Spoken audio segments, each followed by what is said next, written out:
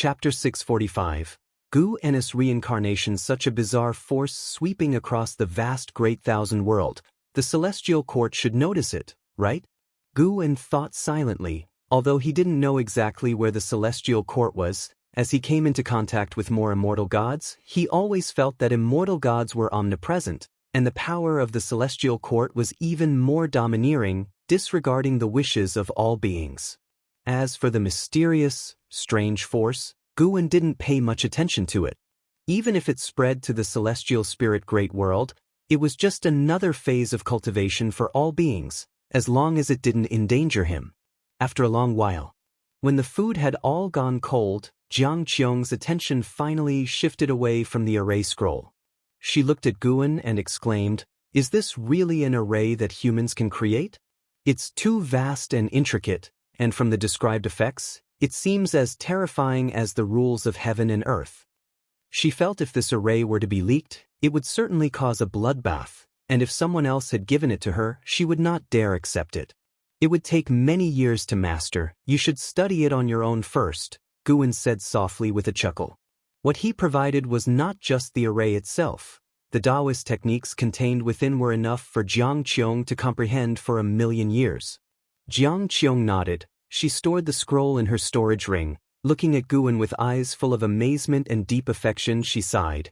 "The things you've given me are becoming harder and harder to repay. To be honest, it's pretty stressful." "Then return it to me?" Gu-En asked with annoyance. Didn't he know Jiang Qiong well? This woman just wanted to tease him on the pretext. Jiang Qiong laughed playfully. "That won't do, it's already been given."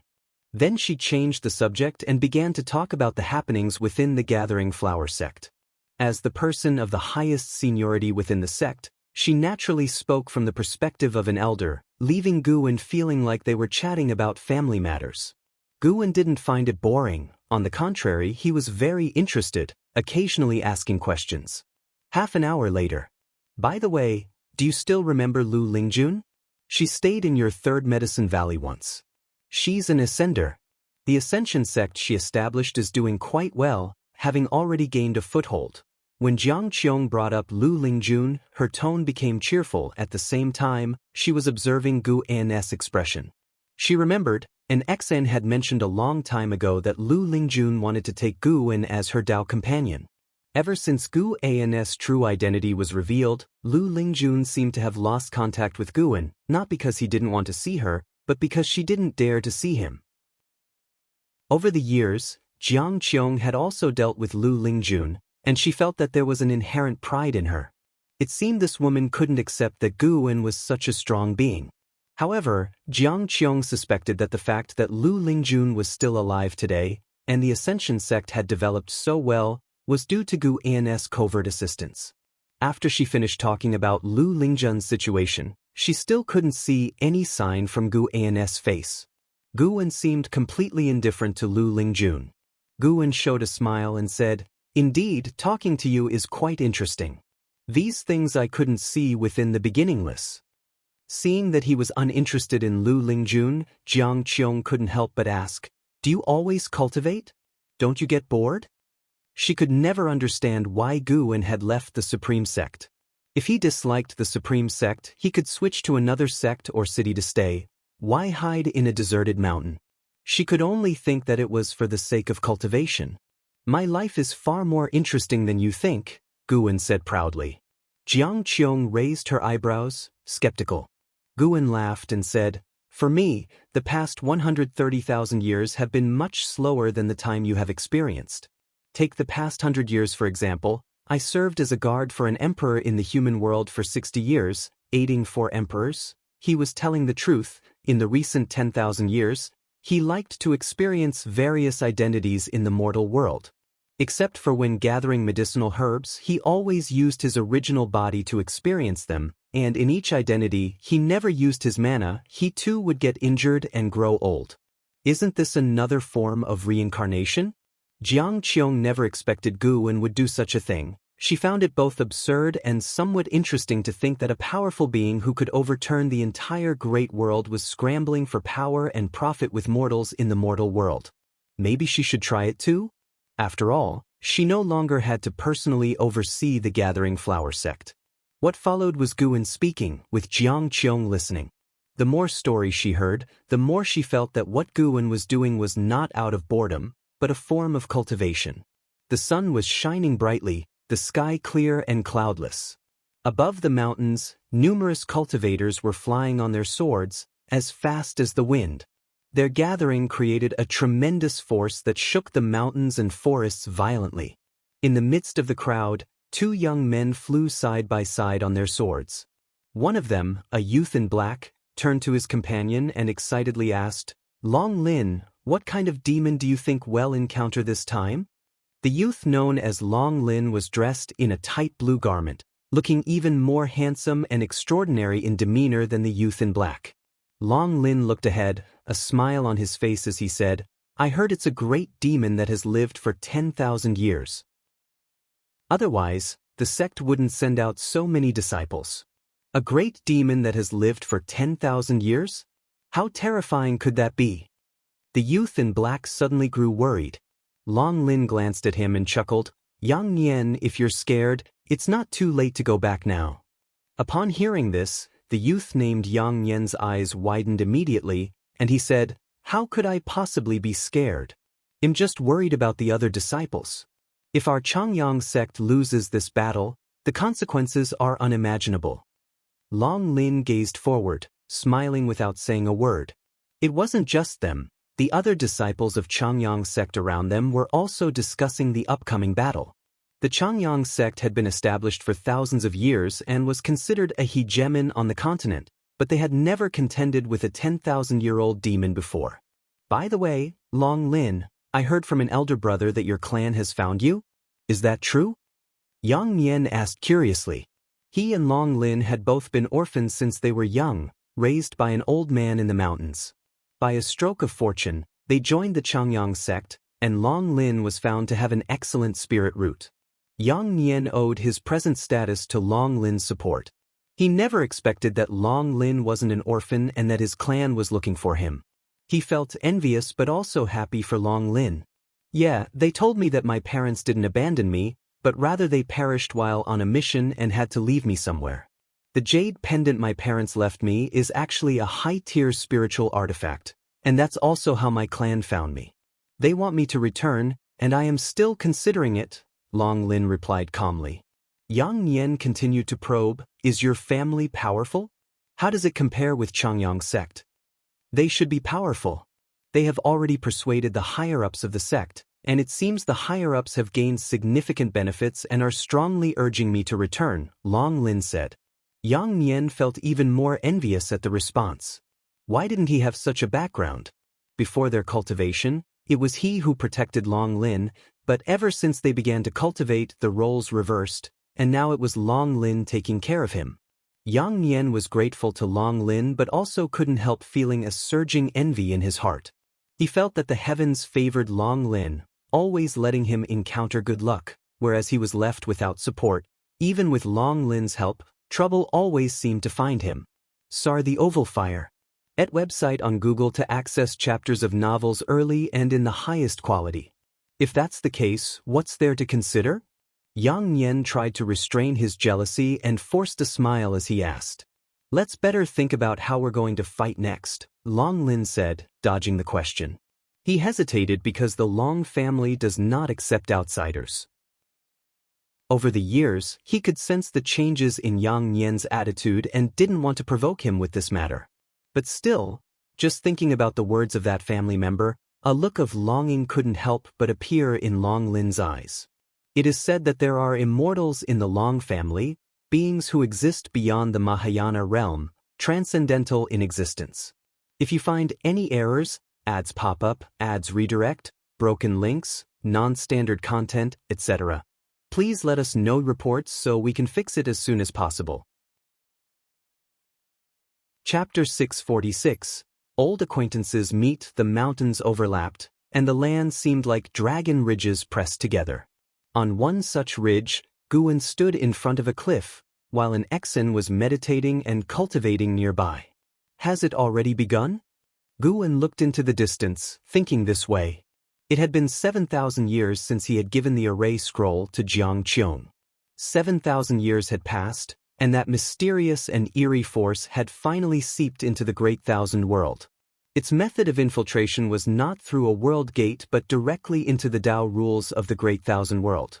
This was an unstoppable invasion method, as its infiltration trajectory couldn't be fully tracked, at least not by the celestial spirit god. On the continent where Guan was, he saw a bloodline member of the Long family. This youth was named Long Lin, whose best friend was invaded by the eerie force, and he would become increasingly jealous and violent in the future, causing many troubles in Long Lin's life. Guan, however, had no intention of intervening. Long Lin was too distant in relation, equivalent to a stranger. If he were to protect every descendant of the Long family, it would be too exhausting, as the bloodline had already surpassed 1 billion in number, though most had changed names.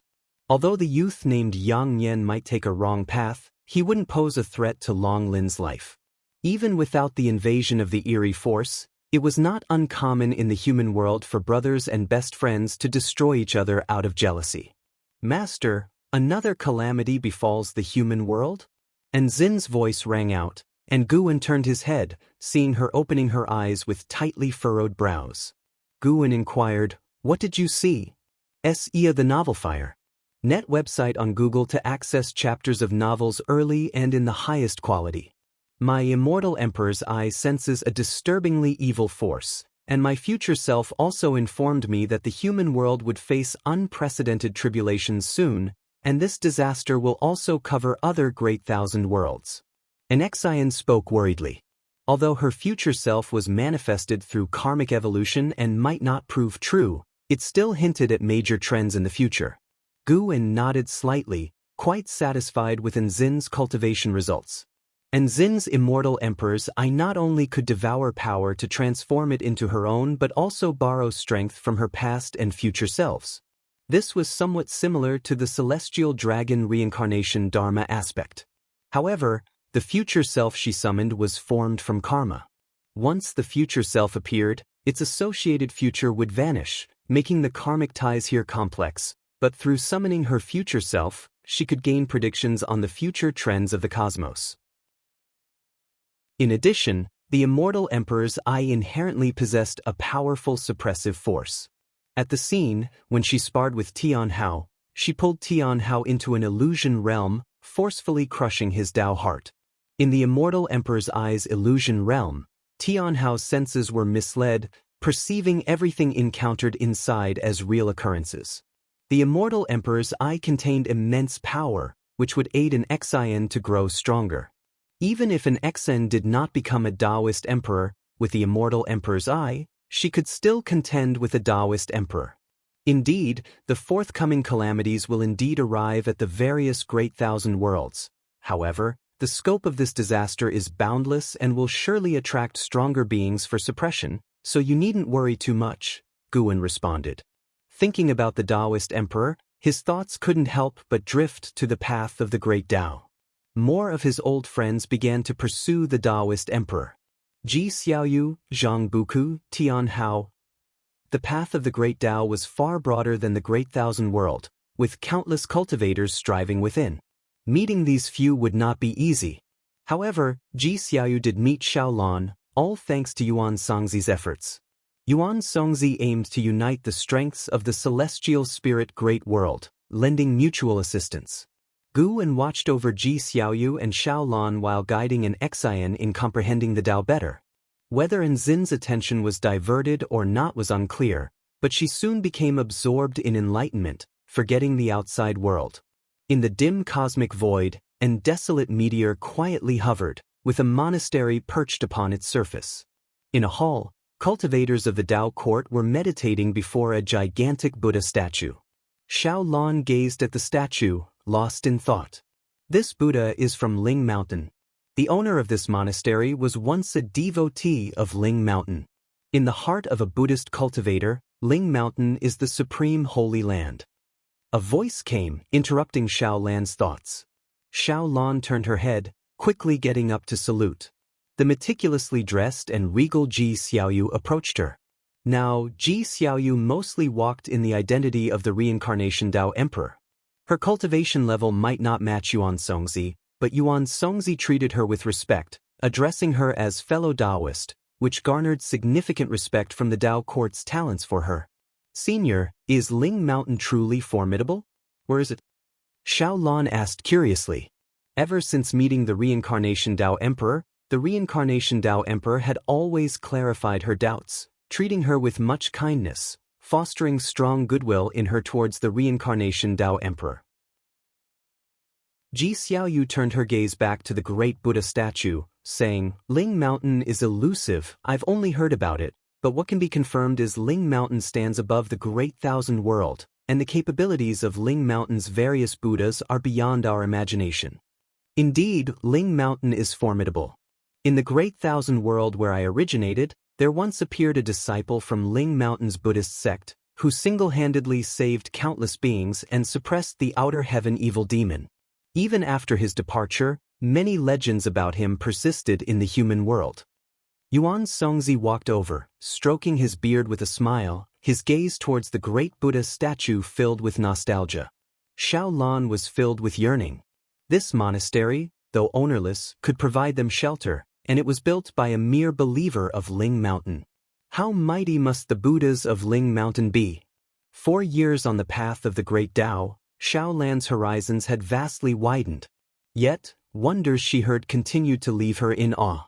Yuan Songzi turned to Ji Xiaoyu, asking, Have you chosen the next opponent? The forces on the path of the great Tao were more numerous than the stars of the great thousand world. Many forces, like the Tao court, came to create a Taoist emperor, so they would establish contacts, setting a time and place for combat resourced by each one's capabilities without forming enmity among the forces. Both Ji Xiaoyu and Xiao Lan were competing to become a Taoist emperor, but Ji Xiaoyu had a higher cultivation level, so she led the way, with the Tao court currently supporting her, enabling Xiao Lan to gain experience more easily. Yes, a prodigy from Qianxia Great World whose cultivation level is very similar to mine, Ji Xiaoyu answered, her tone calm. Yuan Songzi was about to continue questioning when suddenly the entire hall began to tremble. An overwhelming pressure emanated from outside the monastery, startling the meditating cultivators from the Tao court, causing them to stand up, ready themselves tensely. Yuan Songzi frowned, projecting his divine sense towards the Tao void. He saw 2 figures battling deep in the void, colliding like 2 brilliant suns, causing the Tao rules to tremble, and the immense pressure made the meteor they sat upon tremble incessantly. Is that? It seemed Yuan Songzi recognized one of them, his expression turning exceptionally grim. The Tao court cultivators became even more tense. When Yuan Songzi initially confronted immortal gods, he never showed such an expression. Could there be a presence outside more terrifying than the immortal gods? If you find any errors, ads pop up, ads redirect, broken links, non-standard content, etc., please let us know reports so we can fix it as soon as possible. Chapter 647, 5 trillion years lifespan. Do you know who is fighting outside, senior? Ji Xiaoyu noticed Yuan Songzi's expression and couldn't help but ask. She appeared calm, but inside she felt terrified. Just feeling the momentum of the battle from afar gave her a dreadful sense of being turned to dust. On the path of the great Tao, daring to fight so recklessly, these are indeed conceited individuals, for the path harbors many dangers, and making too much noise only invites trouble. Her cooperation with the Tao court was precisely to have them help set up a barrier to prevent the aura of her battles with other Tianjiao from leaking. Yuan Songzi took a deep breath and said, One of them comes from ascending to yellow heaven, named Zhou Jia. This person has killed countless people and proves the Tao with killing intent. If he detects our aura, we will all die. Upon hearing this, everyone was alarmed, even Xiao Lan couldn't remain calm. Ji Xiaoyu frowned, she knew of ascending to yellow heaven, a terrifying Taoist lineage, even involving reincarnation. However, Zhou Jia's opponent is also very strong. Perhaps they will leave soon, so there's no need to panic. After all, the formation in this monastery is quite exquisite, Yuan Songzi continued, his words slightly easing the tension among the crowd, though no one dared to let their guard down. Xiaolan looked at everyone, feeling deeply moved. These seniors hold high positions in the celestial spirit great world, essentially wielding the power of life and death over all beings. Yet on the path of the great Tao, they are as insignificant as dust, being extremely cautious and careful. Everyone held their breath, not daring to speak, fearing even a sound might disturb the terrifying presence outside. However, the oppressive force of the battle drew closer, as if the fighting parties were approaching, and even Yuan Songzi began to sweat on his forehead. Suddenly, the oppressive force rushed into the distance and disappeared in an instant, making everyone even more tense. For a long time, only after more than half an hour did everyone finally relax, believing the opponents had left. They gathered around Yuan Songzi, inquiring about the origins of ascending to yellow heaven. Ji Xiaoyu looked at Xiaolan, her eyes complex, unsure of her thoughts. Time flies and the years go by swiftly. As strange forces invaded the celestial spirit great world, more and more beings became violent, leading to increasing conflicts in the human world. This did not affect Gu Ennis' life. He continued to enjoy his leisurely years, only occasionally diverting his focus to watch over old friends, including those on the path of the great Tao. If they faced danger, he would help protect them, but he made it seem like their own luck. Years passed quickly. After 10,000 years, the human world completely shed its cloak of peace, with conflicts arising everywhere. Even the Qianquan sect went to war with surrounding forces. The boundless celestial vault began to show lingering clouds. Guwen still did not intervene to change anything. Another 10,000 years passed. That late summer, just past noon, Guwen walked through the woods, pulling up his attribute panel for a check. Name, Guwen, lifespan, 161, 845/5, 048, 752, 108, 241. Physique, primordial reincarnation, undying body. Cultivation level, Miaozhen Daluo immortal realm perfection, 5 trillion years of life expectancy. He hesitated whether to break through. The last breakthrough cost 8 trillion years of life. He feared 5 trillion wouldn't suffice for the perfection realm of the next great realm. Guwen pondered, pacing leisurely through the woods, with the breeze gently stirring his robes. Looking up, the celestial vault between the leaves appeared dim, more like dusk than noon. After a while, Guwen stopped walking. He stood by a small river, with a figure kneeling across it. It was Emperor Tianhong. Emperor Tianhong had been kneeling here for over 50,000 years, yet he seemed without the slightest sign of decline, his long beard touching the ground, face clear. Were it not for his knees sunk deep in the soil, one might not believe he had knelt so long.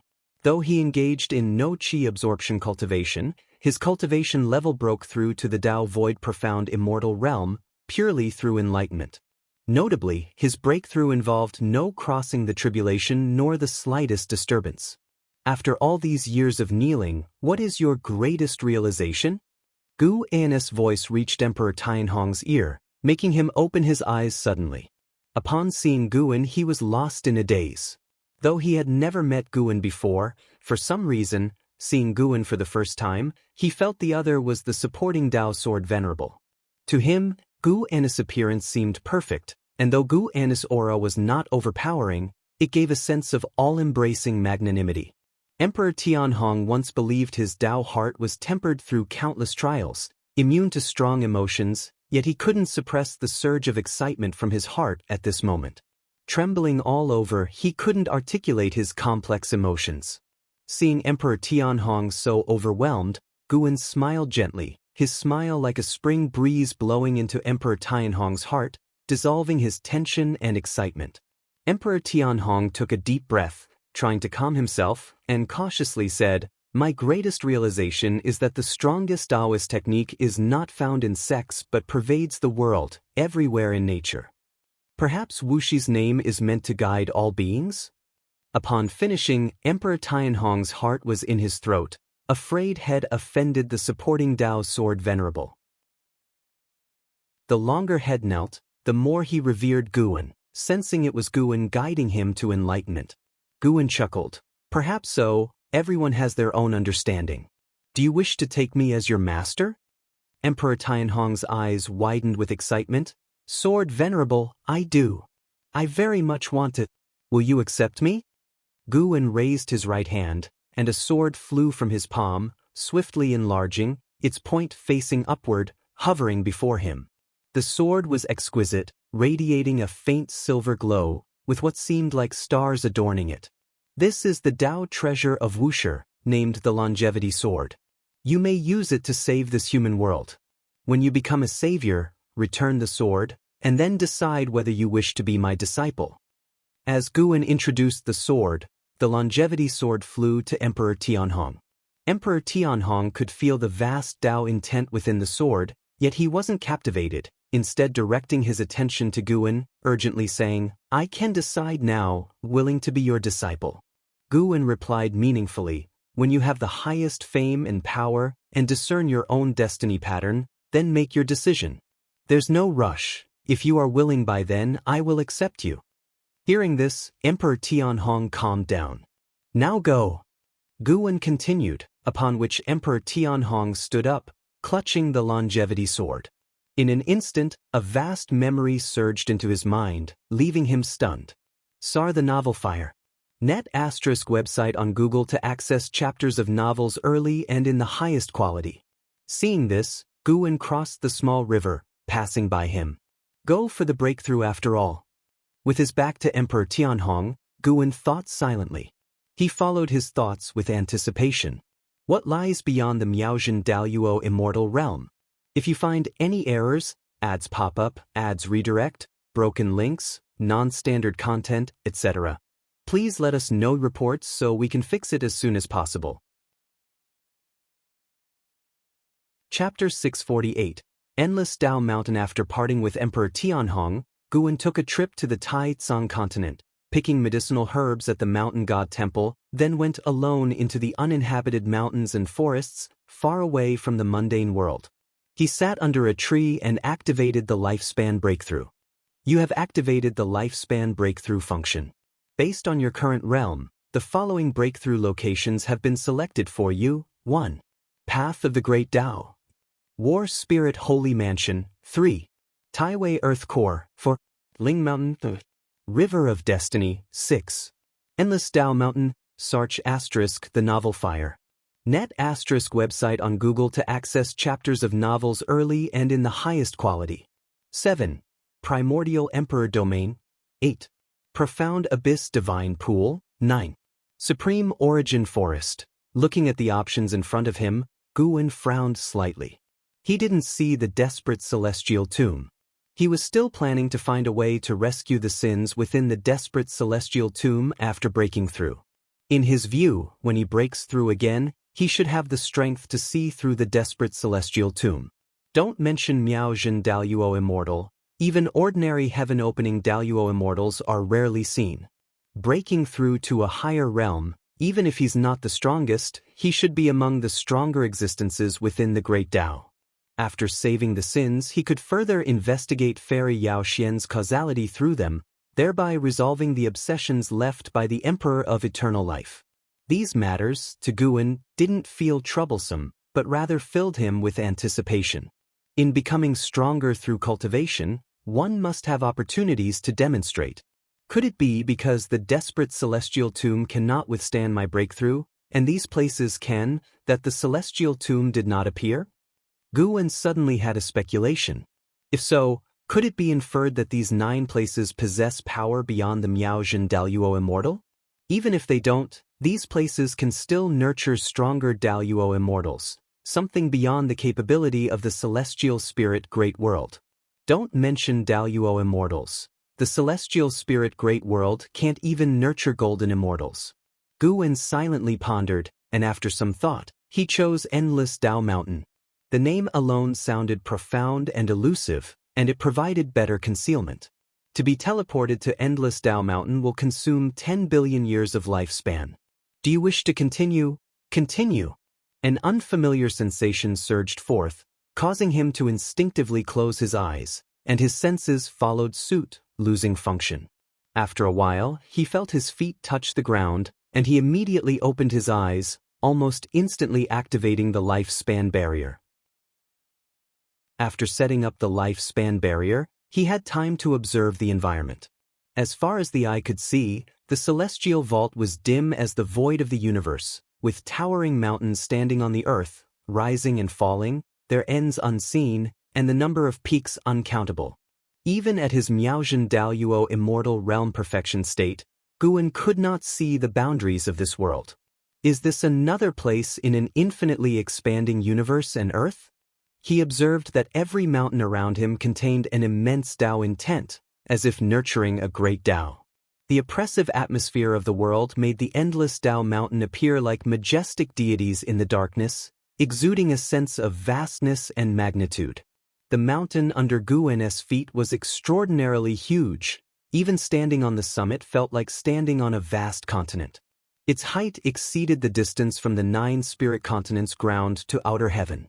The mountain he stood upon wasn't even the highest Tao mountain. In the distance stood towering mountains like heavenly barriers, imposing to the extreme. Endless Tao mountain, I wonder how far it is from the great thousand world, thought Guan curiously, as he had never heard of the endless Tao mountain before. The more mysterious and powerful places there were, the happier Guan felt. If the end of the great Tao were so easy to reach, the joy of cultivation would diminish significantly. Guan sat down cross-legged and then called up the attribute panel. First, he worked to enhance his physique, as it had been a while since he made any improvements. Guan invested 100 billion years of lifespan directly, but the primordial reincarnation undying body did not transform. He continued investing. Ultimately, after spending a total of 400 billion years of lifespan, the primordial reincarnation undying body ascended to the primordial Tao creation body. Vast amounts of Tao spiritual qi gathered, causing the ground beneath Guan's feet to light up with Tao light, confined within the barrier, while the mountain surface outside the barrier exhibited no changes for the time being. Soon, Guan became engrossed in the inheritance. The primordial Tao creation body retained the features of the previous physique, undying through reincarnation, ferocious mana, and the capability to create new great Tao. Indeed, great Tao independent of the 3,000 great Tao. It's based on personal mana and physical strength. Just like before, no matter how mighty the transformation, Guan completed the transformation in less than an hour. He opened his eyes, a glint of light flashing within them. Create a Tao? He suddenly thought, with countless great Tao, even he couldn't ascertain the exact number. Could some great Tao have been created by cultivators? This hypothesis could not be answered for the time being, so he turned his gaze to the cultivation techniques in the attribute panel. Next was the enhancement of the main cultivation technique. Guan invested 100 billion years of lifespan into the Taoist dominator skill. Finally, after expending nearly 350 billion years of lifespan, he upgraded the Taoist dominator skill to the Myriad Tao extinction skill. The Myriad Tao extinction skill shifted from the previous vastness to one filled with slaughter traits, with domination leading to extinction, leaving not a trace, ultimately leaving only oneself, surpassing the great Tao. An hour later, Guan continued upgrading. Sun and Moon selfless divine Tao ascended to Tao Qi eternal divine sense, consuming nearly 300 billion years of lifespan. This was Guan's main reliance for hiding cultivation level and aura. He wouldn't neglect it. The upgrades continued. Taoless celestial net step ascended to great primordial celestial net step, consuming nearly 400 billion years of lifespan. Hongmeng void golden body ascended to great Tao formless body, consuming 300 billion years of lifespan. This secret skill evolved from the demon shadow divine skill, capable of transformation and isolating causality and fate deductions, greatly aiding Guan in remaining concealed. Another hour passed. Guan mastered the great Tao formless body. Even without activating this secret skill, his physical body possessed the capability to avoid being deduced, and this body could also elevate his aura and suppression, serving as a suppressive divine skill. Having completed the conventional enhancements, he had to consider battle methods next. According to past conventions, Guan should improve his sword Tao, but now he wanted to enhance the immortal Emperor's Eye. The immortal emperor's eye was too powerful for him to give up, but it would provoke the celestial court's suspicion. He must upgrade the immortal emperor's eye to a stronger stage to avoid their detection. While Guan contemplated, changes emerged in the tumultuous endless Dao mountain. Due to Guan's continuous upgrades of Taoist techniques, the Tao rules in the heavens and earth began having strange alterations, causing gales to roar, lightning to flash, thunder to rumble, and some Tao mountains to faintly tremble. Before, there had been no sign of any living being. But now they appeared. Guan looked in a direction, spotting a massive black silhouette on the summit of a majestic Tao mountain far away. The figure was humanoid, standing atop the peak, mysterious to the extreme, akin to an ancient demon god. He couldn't use lifespan detection on it, indicating the other party had not revealed their true self. Even so, the other party's aura sent chills through his heart. Miao Zhen Daoyuo immortal. And not at the early stage. Guan merely glanced over and paid no mind. With the lifespan barrier in place, it would be difficult for the other party to discover him. He began to invest lifespan into the immortal emperor's eye. Right from the start, it was 100 billion years of lifespan. If you find any errors, ads pop up, ads redirect, broken links, non-standard content, etc., please let us know reports so we can fix it as soon as possible. Chapter 649, Breakthrough to Tao Extreme Daoyuo Immortal. You invested 10 billion years of lifespan into cultivating the immortal emperor's eye. You have spent 1 billion years cultivating the immortal emperor's eye, and your understanding of the great Tao of cause and effect has improved. You have spent 10 billion years cultivating the immortal emperor's eye, and your understanding of the great Tao of illusion and reality has improved. You have spent 50 billion years cultivating the immortal emperor's eye, and the power of your immortal emperor's eye has grown stronger. Notifications flashed before Guan's eyes, but a full 10 billion years of lifespan was not enough to transform the immortal emperor's eye. Guan was not surprised. After all, this was a formidable divine skill feared by the celestial court.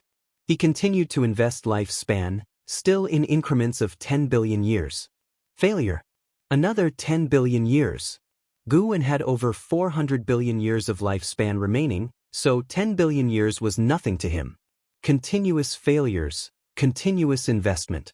When the invested lifespan exceeded 1,000 billion years, a subtle change appeared in Guan's eyes. It wasn't until the immortal emperor's eye advanced that he finally breathed a sigh of relief. A total of 1,800 billion years of lifespan was consumed, and the immortal emperor's eye advanced to become the absolute void eye. An endless stream of memories poured into Guan's mind, causing him to close his eyes and immerse himself in them, as if the vast information of the 3,000 great Tao rushed into his mind, plunging even someone with a perfection in the Miaozhen Daoyuo immortal realm into chaos. The absolute void eye not only can manipulate reality and illusion but can also create them, an almost omnipotent eye whose creations vanish when the user's mana is exhausted. In battle, it can turn an opponent's divine skills, spells, and even mana into nothingness. This is not only suppression against the weak, but even against those with higher cultivation levels. It exerts a certain degree of suppression.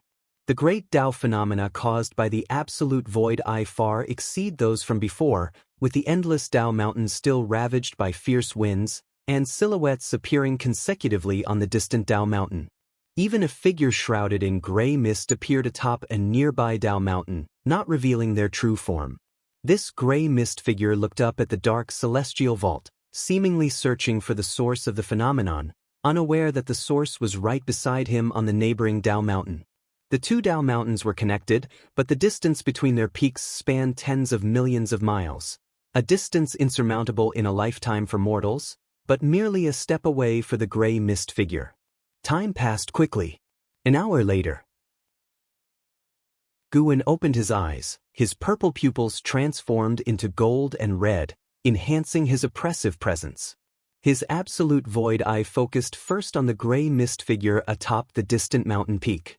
Even at such close range, Guan could not perform lifespan detection on him, as if some force protected the cultivators in this world. However, even without lifespan detection, Guan could perceive the other's cultivation level. Late stage of celestial creation Daluo immortal realm. A heaven-opening Daluo immortal can cultivate in the endless Dao mountain, prompting Guan to suddenly harbor thoughts. After the breakthrough, should I stay here and observe for a while? First, accomplish the breakthrough and see how strong he becomes. Guan reopened his attribute panel. Aside from the consumption in lifespan evolution, the lifespan barrier had also been continuously consuming lifespan, leaving him with more than 450 billion years of lifespan. He began investing lifespan into his cultivation level. You cultivate the qi absorption for 2 billion years, and use the great achievement of the myriad Dao extinction skill to forcefully impact the Dao extreme Daluo immortal realm, beginning to cross the tribulation, but fail to survive the infinite celestial void great tribulation, resulting in attribution. You cultivate the qi absorption for 4 billion years, and use the great achievement of the myriad Dao extinction skill to forcefully impact the Dao extreme Daluo immortal realm, beginning to cross the tribulation, but fail to survive the infinite celestial void great tribulation, resulting in attribution. Why does it take 2 billion years just for one tribulation? And that's even after I've improved my Taoist techniques and physique. Guan suddenly felt that it might be challenging to reach the perfection realm of the next great realm this time. In any case, first achieve this so-called Dao extreme Daluo immortal. 100 billion years only resulted in 5 breakthroughs, and after the 5 breakthroughs failed, Guan directly invested 1,000 billion years of lifespan. Notifications kept popping up, all indicating failure. 50 tribulations, all ending in failure. Guan continued to invest. 1,000 billion years followed by another 1,000 billion years. Failure. Failure. Failure. Guan focused intensely, the absolute void eye flashing with a terrifying gaze. The great Dao phenomenon of the endless Dao mountain began to weaken. The figures standing atop the mountain peaks disappeared consecutively, though some remained observing. The gray mist figure on the nearby Dao mountain did not vanish. He looked around, never settling his gaze on the Dao mountain where Guan stood. Guan no longer paid attention to him, focusing entirely on the notifications before him. After failing with 10,000 billion years of lifespan, he realized the problem was significant. Is it really this difficult to break through to Dao extreme Daluo immortal? Or is the infinite celestial void great tribulation more terrifying than he imagined? As Guan pondered, he continued to invest lifespan. Yet, after throwing in a second 10,000 billion years of lifespan, there was still no sign of success. He frowned slightly and persisted in investing more. After a while, he finally succeeded in breaking through. The novel and et website on Google to access chapters of novels early and in the highest quality. You cultivate the qi absorption for 58 billion years, and use the great achievement of the myriad Dao extinction skill to forcefully impact the Dao extreme Daluo immortal realm, beginning to cross the tribulation, surviving the infinite celestial void great tribulation, and succeeding in crossing the tribulation. Your cultivation level breaks through to the early stage of the Dao extreme Daluo immortal realm. You cultivate the qi absorption for 10 billion years, and your cultivation level increases. As the notification fell, the lifespan barrier activated again, far more majestic than before. The Dao spiritual qi engulfed Guan, immersing him in the strong light of the great Dao. Just reaching the early stage cost Guan 23,000 billion years of lifespan. He dared not continue to break through. After all, he still needed to save lifespan for the lifespan barrier. First achieve the Dao extreme Daluo immortal. Boom. The dark celestial vault suddenly exploded with a thunderous sound, akin to a great dragon coiling in the heavens, larger than any mountain ridge between heaven and earth, alarming the cultivators practicing within the Dao mountains. In Guan's perception, the auras of more and more cultivators emerged, as if the night sky was illuminated and the stars appeared. He was astounded. Just how many powerful beings are hidden here? Even the weakest aura belonged to a heaven-balancing golden immortal, with most being Tai-Ching golden immortals, and several auras caused his heart to palpitate. They must be Dao extreme Daluo immortals. Could this endless Tao mountain be some holy land for enlightenment? Guan pondered, seeing that no one was paying attention to the Tao mountain he resided on, sinking his consciousness into the inherited memories. Tao Extreme Tao Yuo Immortal, the pinnacle of the Tao Yuo Tao fruit, is the ultimate limit beings can reach. To become stronger, one cannot rely anymore on cultivation and enlightenment but must create and develop one's great Tao. In a sense, Tao Extreme Tao Yuo Immortal is the culmination of the immortal Tao. Beyond that, it's not the immortal Tao but the great Tao. Gu Ennis Tao Yuo Tao fruit began imprinting Tao Extreme patterns, with each pattern containing indelible mysteries. As long as the Tao Extreme patterns exist, the Tao Extreme Tao Yuo Immortal will not fall, and the Tao Extreme patterns are not merely on the Tao fruit but interwoven within the infinite realm of the great Tao. Even if the Tao Yuo Tao fruit is destroyed, resurrection is possible, though with one less Tao Extreme pattern upon revival. There are a total of 49 Tao Extreme patterns, meaning the Tao Extreme Tao Yuo Immortal can resurrect 49 times. Even if dissipated, they can be reborn. A Tao Extreme Tao Yuo Immortal with Tao Extreme patterns is nearly an immortal existence. To annihilate a Tao Extreme Tao Yuo Immortal completely is exceedingly difficult. Even if slain, they can revive. One can only imagine the despair faced against a Tao Extreme Tao Yuo Immortal. Moreover, Gu Ennis Mana is also transforming, evolving toward the ultimate power of the immortal Tao. During this process, his life-bound great divine power, longevity true words, is undergoing a qualitative transformation. If you find any errors, ads pop up, ads redirect, broken links, non-standard content, etc., please let us know reports so we can fix it as soon as possible. Chapter 650. Causeless Realm. As Guan completed the formation of 49 Tao Extreme patterns, his consciousness awoke from the state of enlightenment, and he could feel an earth-shattering transformation within himself. He had transformed into a Tao Extreme Tao Yuo Immortal.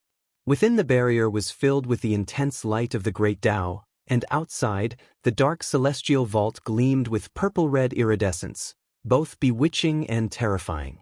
Guan could sense that the number of cultivators alarmed by this exceeded 100,000, and it was still rising. Nearby, there were also a few Tao mountains where the presence of cultivators emerged, but compared to the endless Tao mountain, these figures were far less numerous than the number of Tao mountains. After attaining the Tao Extreme Tao Yuo Immortal, Gu En's divine sense also underwent a qualitative change. He could feel the end of the endless Tao mountain. At this moment, new Tao mountains were still forming on the fringes, continuously expanding this world.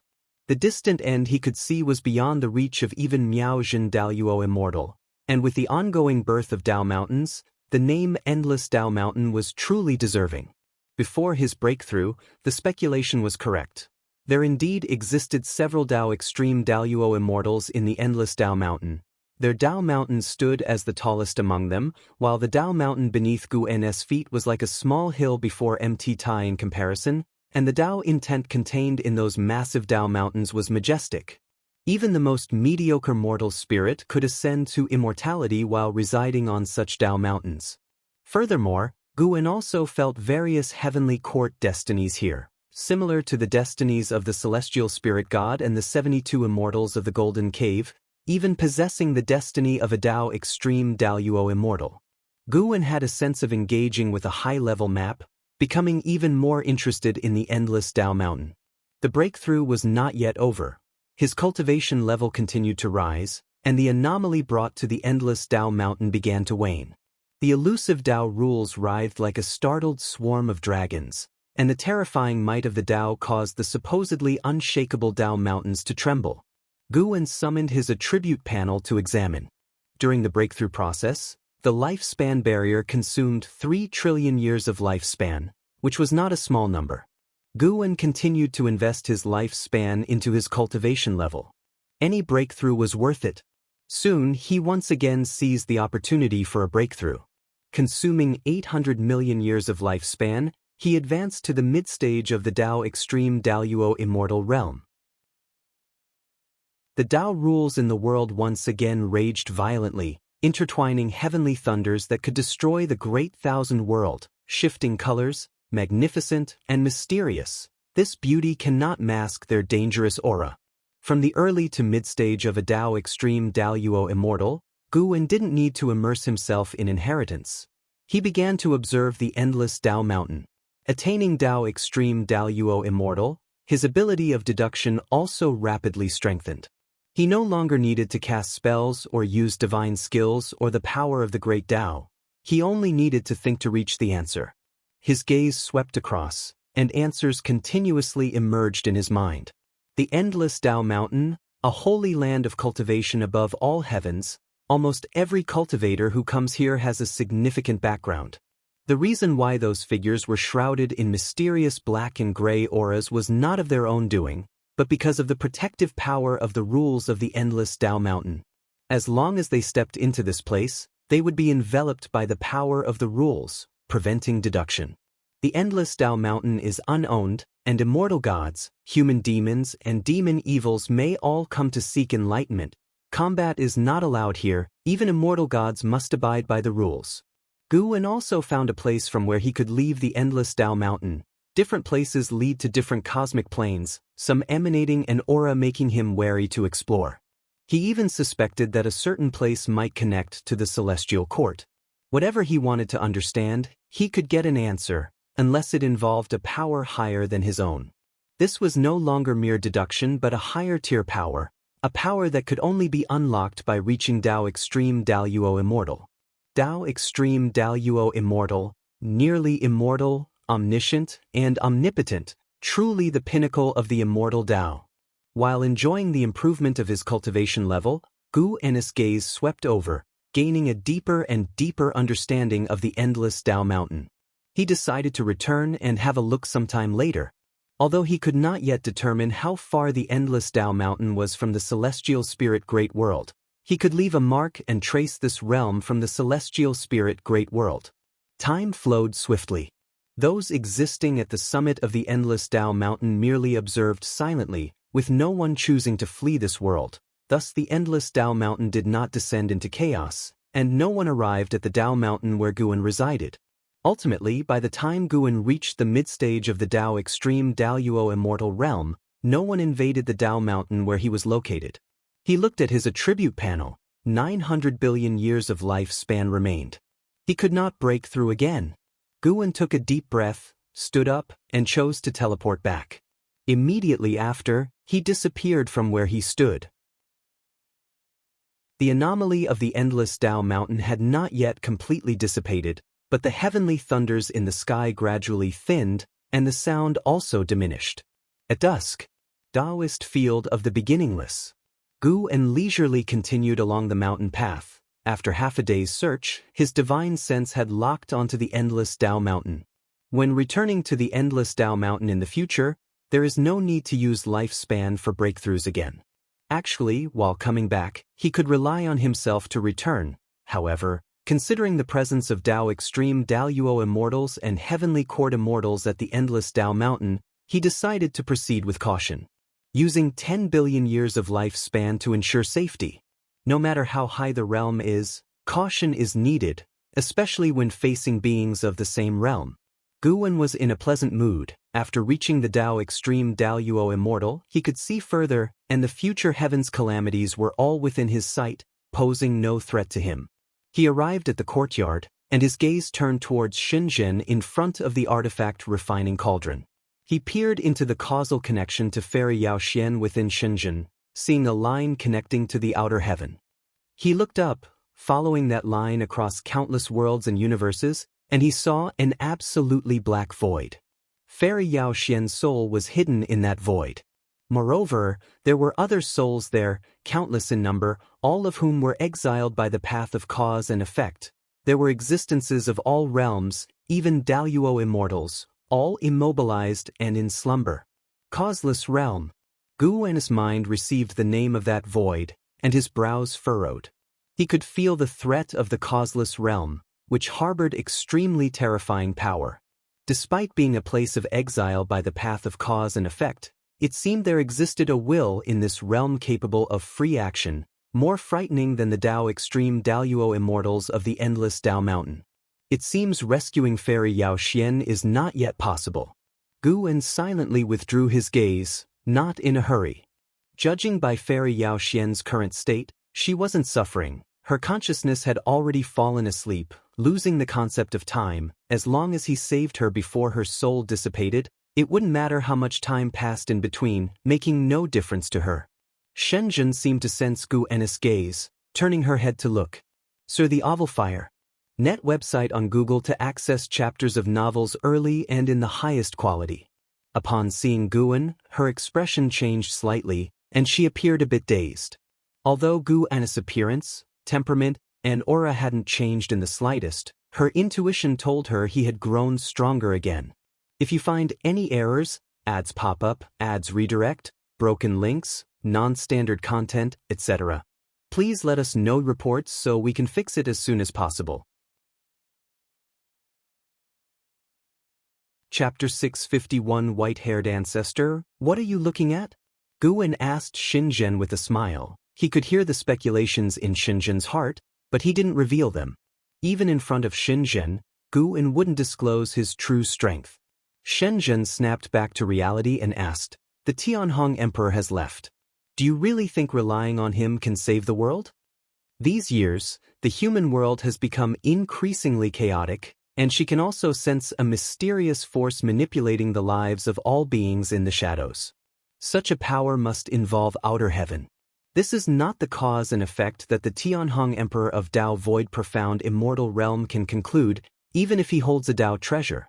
Guwen moved a chair nearby closer to him with a wave, sat down, and said, "Don't underestimate his potential. He has the talent comparable to Tian Hao. Do you think he seems like an ordinary person? Does he also have an immortal god's background? Perhaps." Hearing this from Guwen, Shenzhen could conclude that the Tianhong Emperor had an inseparable connection with the immortal gods. Click click. The immortal gods are elusive and never to be seen, yet near Guwen, they seem not so extraordinary. Shenzhen looked at Guwen by her side, her eyes filled with a strange radiance. She was very curious about what role Guwen played in the eyes of the immortal gods. Shenzhen jokingly asked, "With so many immortal gods appearing before you, the Celestial Court's target wouldn't be you, right? If one day the Celestial Court invites you to join the immortal class, what would you choose?" "That would depend on what the immortal position is," Guwen replied casually. Shenzhen's eyes smiled into crescent moons as she asked, "What if they invited you to tend horses?" She had initially reached out to Guwen because she liked his books and continued to flip through The Investiture of the Gods, Journey to the West, and Supreme Immortal Venerable, to this day. Guwen threw Shenzhen a sidelong glance and said unkindly, "You're so humorous. If that's the case, then I'll go tend the horses and bring you along to assist me." Sure. The horses in the heavens must be extraordinary," Shenzhen said excitedly, causing Guwen to shake his head and laugh. The two plotted for some time about going to the Celestial Court to tend horses before they started talking about world affairs. Shenzhen was very curious about what the mysterious force causing chaos in the human world was. Guwen didn't hide it and shared his discovery with her, hoping to increase her understanding of the Great Tao. Speaking of it, apart from an Exin, Guwen also put great effort into nurturing Shenzhen. It wasn't because he was biased, but because others hadn't reached the stage of enlightenment and were still in the low-level stage of practicing in retreat. Shenzhen was able to achieve her current accomplishments because she received the cause and effect of the Emperor of Eternal Life. Of course, this doesn't mean she was just lucky. After all, she regarded Guwen as her only reliance. Unlike the celestial demon child, who has a life-and-death relationship with Guwen, she abandoned other connections to choose Guwen, which is also the reason why the Emperor of Eternal Life chose her. Everything has cause and effect. Behind every coincidence is inevitability. That year, the human world faced a change because a once peerless prodigy from ages past was reborn. The Tianhong Emperor did not return to the Dao court but traveled the lands, suppressing evil forces everywhere. As the world's ruler, the Dao court also exerted efforts to quell chaos. Many prodigies emerged as saviors, the most renowned among them being the current chief disciple of the Tao court, Zhao Rushan. In those chaotic and dark years, the Tianhong Emperor and Zhao Rushan appeared like two stars, wanting to use their faint light to illuminate the entire world. 100 years later, on this morning, after picking medicinal herbs within the Taoist field of the beginningless, Gu En left alone. As he walked through the woods outside the field, his figure suddenly vanished. He continued onward, but the universe beneath his feet changed with each step, traversing a cosmic plane. Time and space reeled back, light sped in reverse. His steps seemed swift but slow due to the lack of an end. Suddenly, black gas swirled around Gu En, quickly enveloping him. As his right foot set down, he found himself in a dim void. He halted and looked ahead, seeing an endless expanse of Tao mountains, all magnificent and impressive, towering like deities in the distance with divine might emanating boundlessly, full of oppressive force. Endless Tao mountains. Gu En had just manifested but immediately felt the force of this place's rules surging toward him, seemingly wanting to cloak him in a layer preventing cause and effect analysis, yet he didn't hide his true form. He continued to maintain the great Tao formless body, for he was also wary of these rules. Once the force of the rules bound him, he felt his actions weren't restricted. It was a very intriguing rule. He stepped forward, admiring the towering Tao mountains along the way. Saw the novel, F.I.R. NT website on Google to access chapters of novels early and in the highest quality. Before coming, he had suppressed his cultivation level to heaven-opening Daluo Immortal, and not only that, he had also reduced his presence to appear as a mysterious, cautious cultivator inadvertently exuding a slight heaven-opening Daluo Immortal aura. Coming to the endless Tao mountains, he wasn't seeking cultivation but information, wanting to forge connections with the cultivators here and gain more insights into the great Tao. If he could learn more about the celestial court here, that would be even better. He wandered aimlessly, noticing most cultivators occupied a Tao mountain alone, as there were indeed too many. The cultivators seemed wary of each other too. This could be troublesome. Gu En began to miss Bai Zia of Human World Peak. When he first ventured to Outer Heaven, he met the enthusiastic Bai Zia, who even introduced him to Human World Peak. Although Human World Peak hadn't greatly aided his cultivation, it did help him better understand the heavens and earth, which is why he had never severed ties with Human World Peak, cherishing these bonds. He continued roaming, waiting for an opportunity. During this time, he also saw other figures entering endless Tao mountains, most having clear objectives, flying swiftly. Gu En spotted a figure that seemed as confused as him, moving slowly and constantly looking around.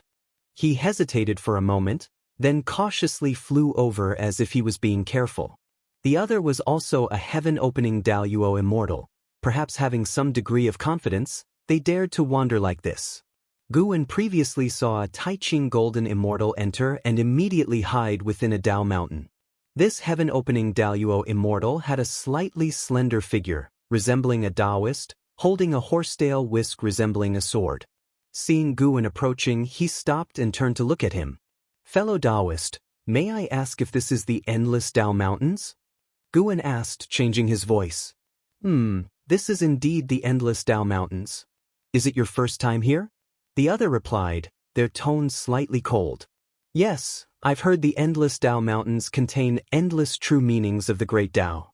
My Tao practice has reached a bottleneck, so I wanted to give it a try. The great Tao aura here is indeed dense, even beyond my imagination, but it's different from what I expected." At the end of his sentence, Gu En pretended to hesitate. "Didn't expect there to be so many people here, right?" The other chimed in. "Exactly." Gu En's tone contained a hint of amazement. The other remarked, "Those who come here to cultivate are truly great powers from various realms. It only goes to show how vast the great Tao is, far beyond our imagination. I had some understanding of the endless Tao mountains before coming, but upon arrival, like you, I was astonished. My name is Hongya Zi, from the Misty Immortal Court. What's your name, and which sect do you hail from?" Misty Immortal Court? Gu En didn't expect the first Daluo Immortal he would meet to be from the Misty Immortal Court. He followed with, My name is Meng Lang. When I attained Golden Immortal, my sect was destroyed, so I've been wandering without a sect for now." Upon hearing, Hongyazi said, "With your Tao practice, founding a sect wouldn't be difficult." Guwen shook his head. "Forget it. Having a sect means having burdens. I prefer pursuing the great Tao freely and unfettered." "That's certainly reasonable," Hongyazi agreed, seemingly deep in thought before falling silent. Guwen pondered on how to further the relationship. "Fellow Taoist Meng, since you're also new here, I assume you don't know where to head next. Why not join me to listen to a true immortal's lecture?" Hongyazi invited. Guwen was flattered and hesitantly asked, "I follow you? Is that suitable?" Hongyazi reassured, "Don't worry, I don't have any connection with that true immortal. Their lectures aren't private, anyone can attend and listen." "May I ask the name of the true immortal?" "He is revered as the white-haired ancestor, a highly respected immortal god of the celestial court. If you find any errors, ads pop up, ads redirect, broken links, non-standard content, etc., please let us know reports so we can fix it as soon as possible." Chapter 652. Preaching, the incomparable Liya of today and the past. The dojo of the white-haired ancestor is situated on the endless Tao Mountain. Led by Hongyazi, the two soon reached the Tao Mountain where teachings were held. The height of this Tao Mountain ranked among the top 10, and there was an abundance of powerful presences on the mountain. They flew to a mid-mountain location where a sprawling open-air palace had been constructed. On the palace, there were thousands of mats, and already dozens of figures had gathered here. These figures were shrouded in the aura of rules, their true forms not revealed. Hongyazi was familiar with some of them and introduced Guwen to these individuals of great power.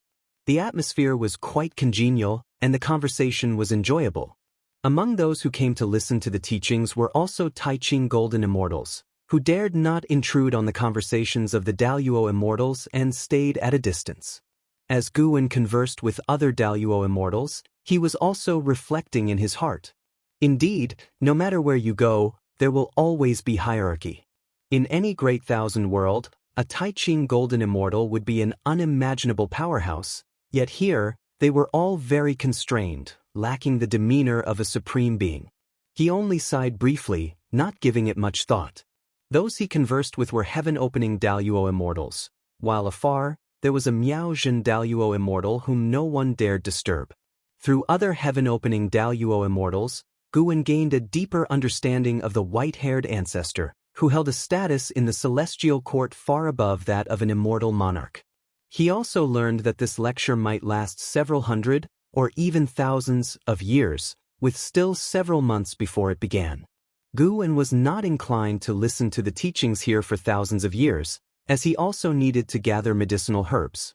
So, before the arrival of the white-haired ancestor, he switched to a clone, and his true self secretly exited the endless Tao Mountain, returning to the celestial spirit great world unnoticed by the great cultivators present.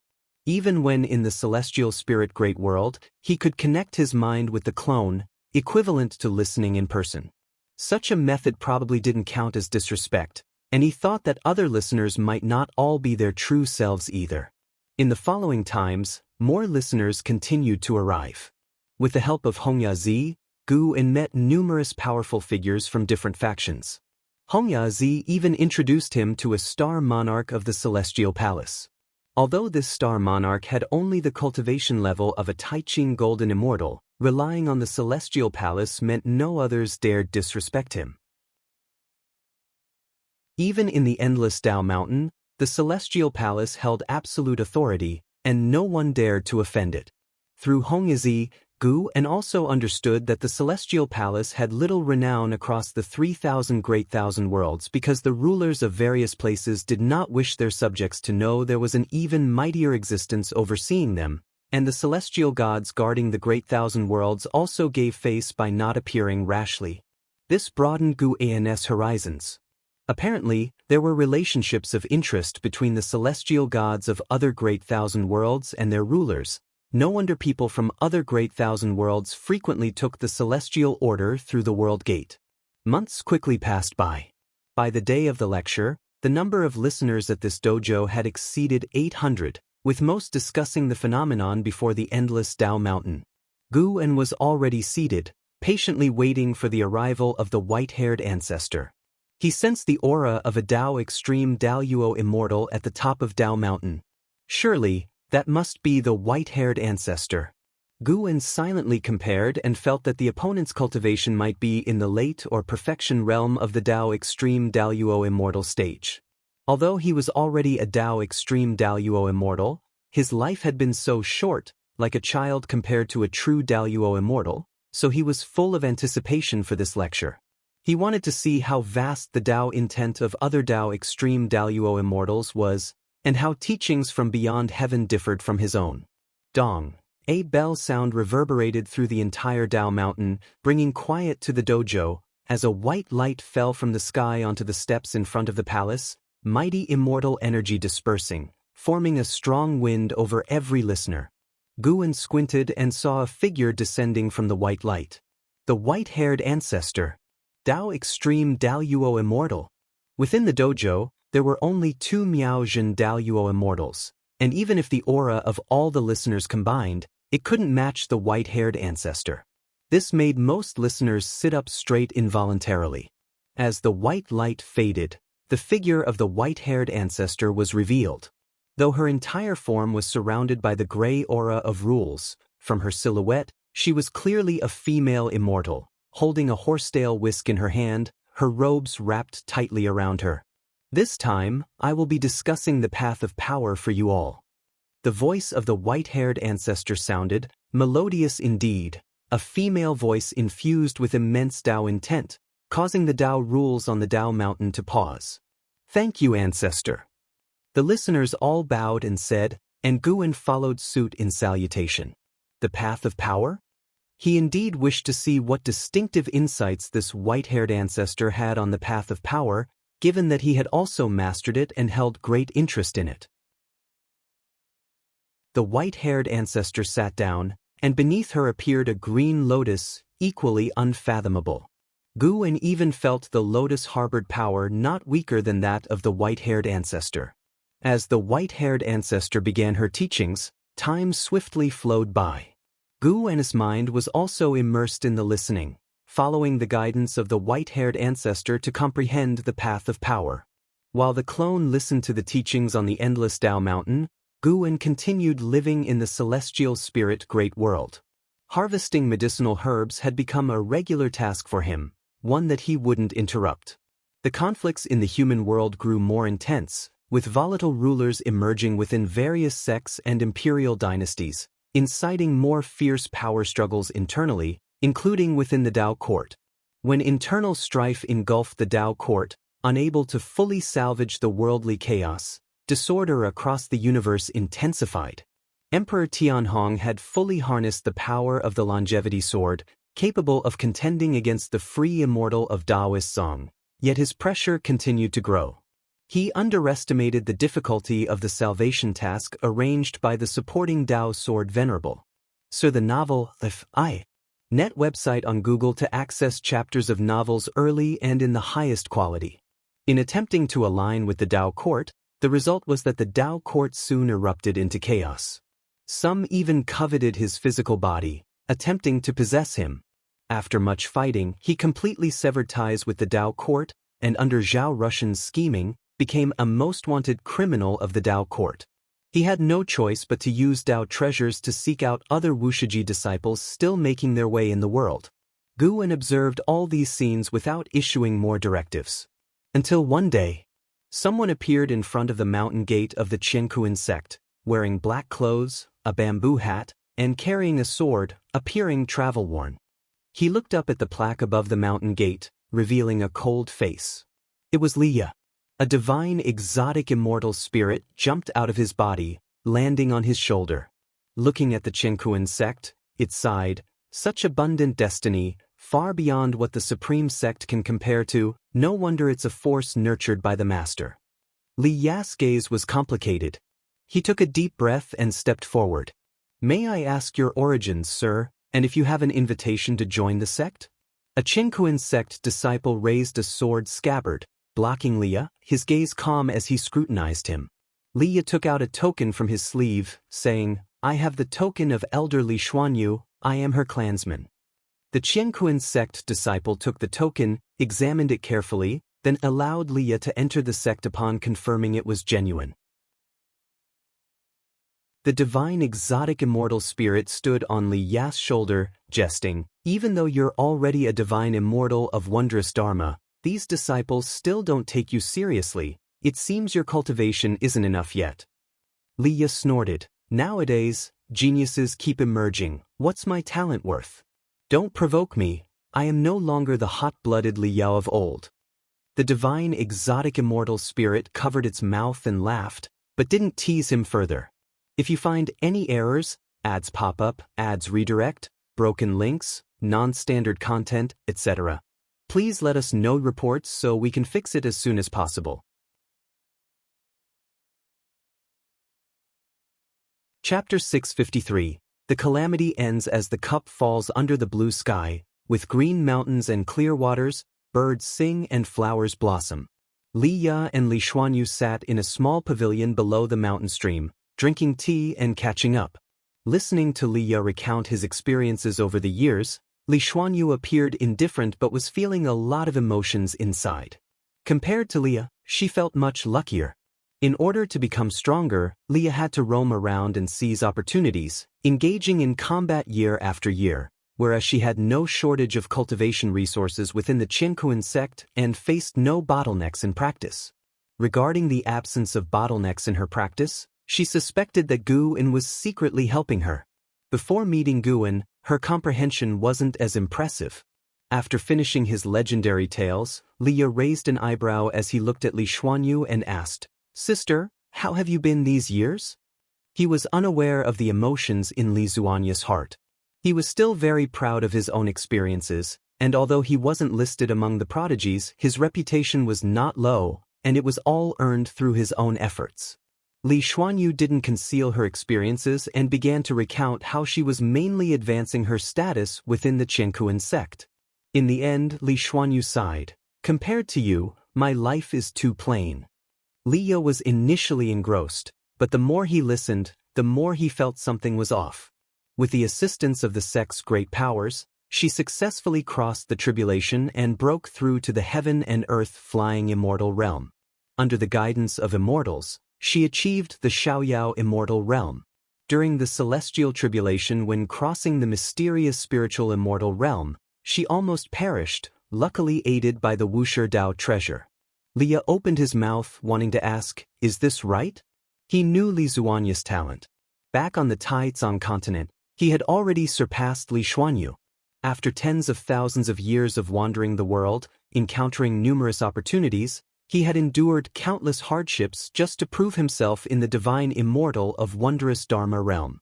The difficulties Li Xuanyu encountered during her tribulations were the same as his, and every time he succeeded he was badly wounded and suffered greatly. And Li Xuanyu? Even though she was his own sister, Li Ya couldn't help feeling uncomfortable. "Junior brother Gu, are you trying to tell me that staying by your side holds more promise?" Li Ya felt that Guan was deliberately nurturing Li Xuanyu. If it were just an ordinary connection, protection would already be commendable. How could Li Xuanyu have cultivated to her current realm? And so quickly? Li Xuanyu asked, "Why have you come?" But Li Ya felt inexplicably blocked in his heart. His relationship with Guan was closer, so why did it now seem more distant? Li Ya answered, "Regarding this world, I have obtained some information that I want to convey to Fu Dao's Sword Venerable." He almost couldn't help but refer to Guan as Junior Brother Gu, but then thought that Guan was Fu Dao's Sword Venerable and was the one who altered Li Xuanyu's fate. He shouldn't be so impolite. Moreover, after tens of thousands of years, would Guan still recognize him as Senior Brother? Sar the Novel Fire. Any *T website on Google to access chapters of novels early and in the highest quality. As his realm grew higher, Li Ya's understanding also improved, and he became increasingly in awe of Fu Dao Sword Venerable's power. No matter how strong he became, he was still an ordinary person in this world. he had encountered too many existences that made him look up in awe, which is why he was often amazed by Gu'en's strength. What kind of strength could allow Gu'en to disregard the entire celestial spirit great world, and even confront terrifying existences from outer heaven? About the world? Li Xuanyu was surprised, and was about to ask more. Suddenly, a figure appeared beside the two of them. The newcomer rolled up his sleeves and sat down directly. Li Xuanyu was stunned, staring blankly at Gu, and Liu was equally shocked when he saw Gu'en suddenly sitting beside him. Gu'en was dressed in white, wearing a newly crafted immortal king crown, exuding an ethereal aura, and with that nearly perfect face, he seemed like an immortal monarch descended from the heavens. What? Not welcoming me? Gu'en smiled, then nonchalantly poured himself some tea.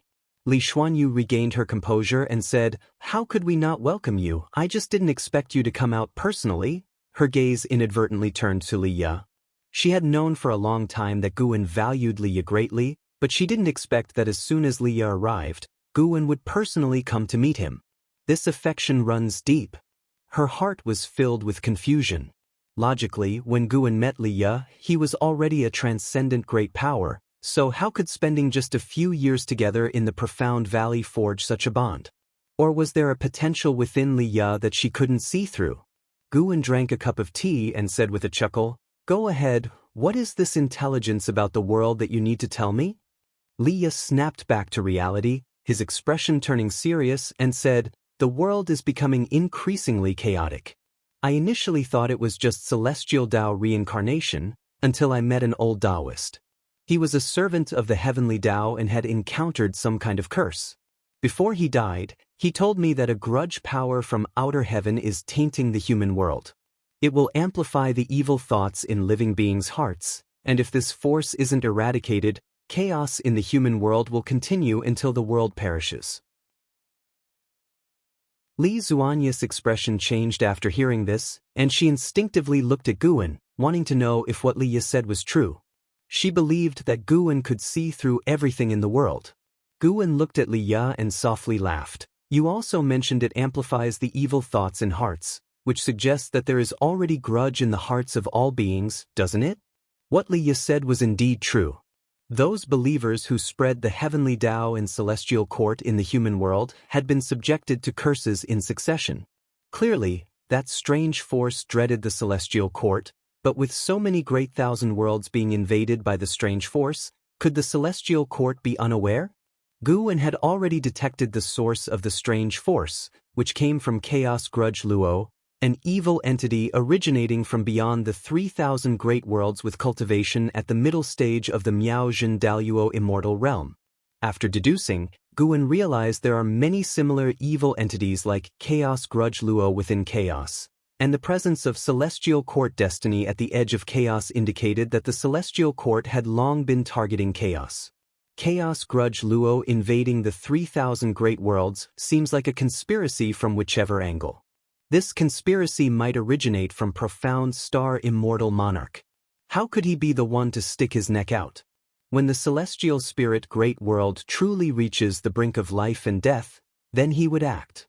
He had saved this part of the great thousand world many times, but the living beings he saved would eventually head towards death, and his intervention was merely to extend the lifespan of all living beings.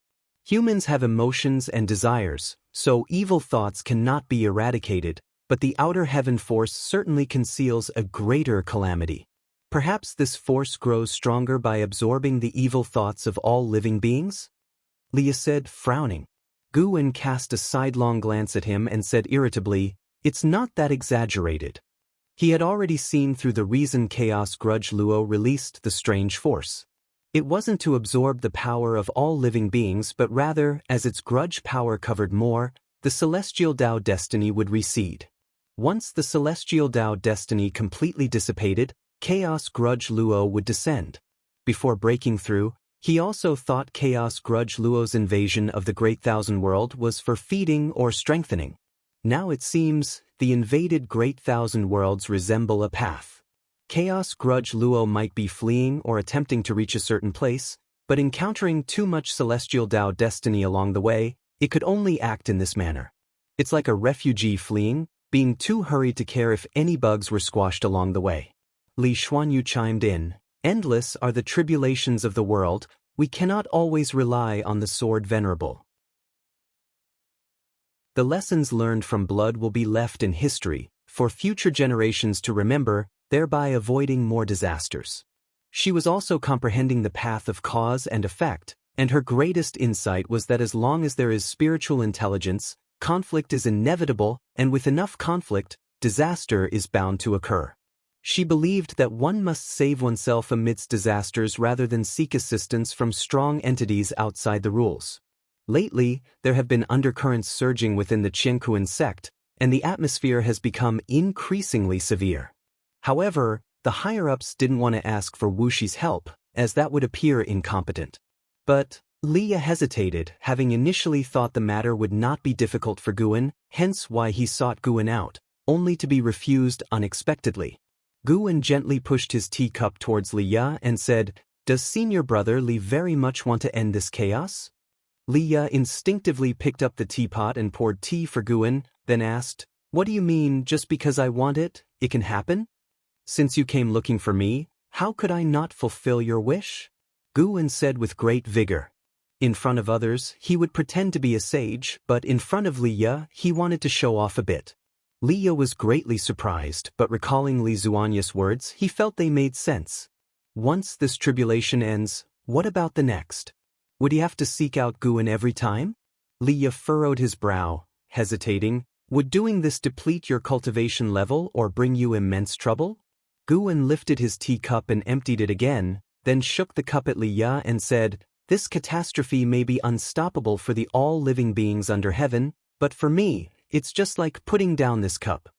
As he finished speaking, he gently placed the teacup down. He looked at Leah and smiled. "See, isn't it done?" Leah was stunned.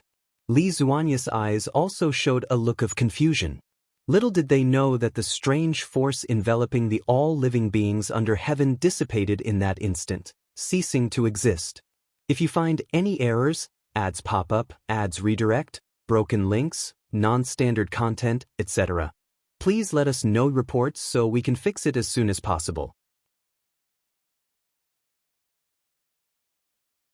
Chapter 654. The Change of Cause and Effect, Isn't It Already Done? Upon hearing Gu An's words, Leah was momentarily dazed. Such a boastful tone. So good at pretending. Leah secretly grumbled, then asked, "When will you take action?" If peace could return to the world, that would naturally be a good thing. Guan looked at Leah, blinked, and said, "Haven't I already taken action?" Leah widened his eyes and said in a deep voice, "Junior brother Gu, don't jest with me. Did your cup land on the table and disperse that bizarre power covering all living beings?" Guan smiled at him, not answering. Li Xuanyu was the first to believe Gu An's words, her gaze at Guan full of indescribable meaning. See Tichnalf Iyer. Net website on Google to access chapters of novels early and in the highest quality. Faced with Gu An's smile, Leah suddenly felt a jolt in his heart. Could it be that Guan was not boasting but actually did it? But why did he not feel any trace of it? Could it be that before he came, Guan had already resolved that strange power? Leah was filled with confusion, not knowing what to ask. "What are your plans for the future? Do you need to enter the Dao court?" Guan asked, not continuing to discuss the strange power. He believed that after parting this time, Leah would investigate this matter, and then Leah would be even more amazed by his strength. Leah did not question Gu An's ability to arrange for him to enter the Dao court, but he shook his head and said, "I don't want to be restricted, otherwise I would have stayed at the Supreme Sect all along. I plan to continue traveling, as there are countless opportunities in this world that have yet to bore me." Besides the opportunities nurtured by the Great Thousand World after its reshaping, Gu An once spread treasures from the battle court across the world. To this day, 70% of them have yet to surface, including various inheritances. Even Leah, as a divine immortal of wondrous Dharma, and indeed a profound Yuan-free immortal, would encounter suitable divine skills and secret skills. After hearing this, Guan did not insist.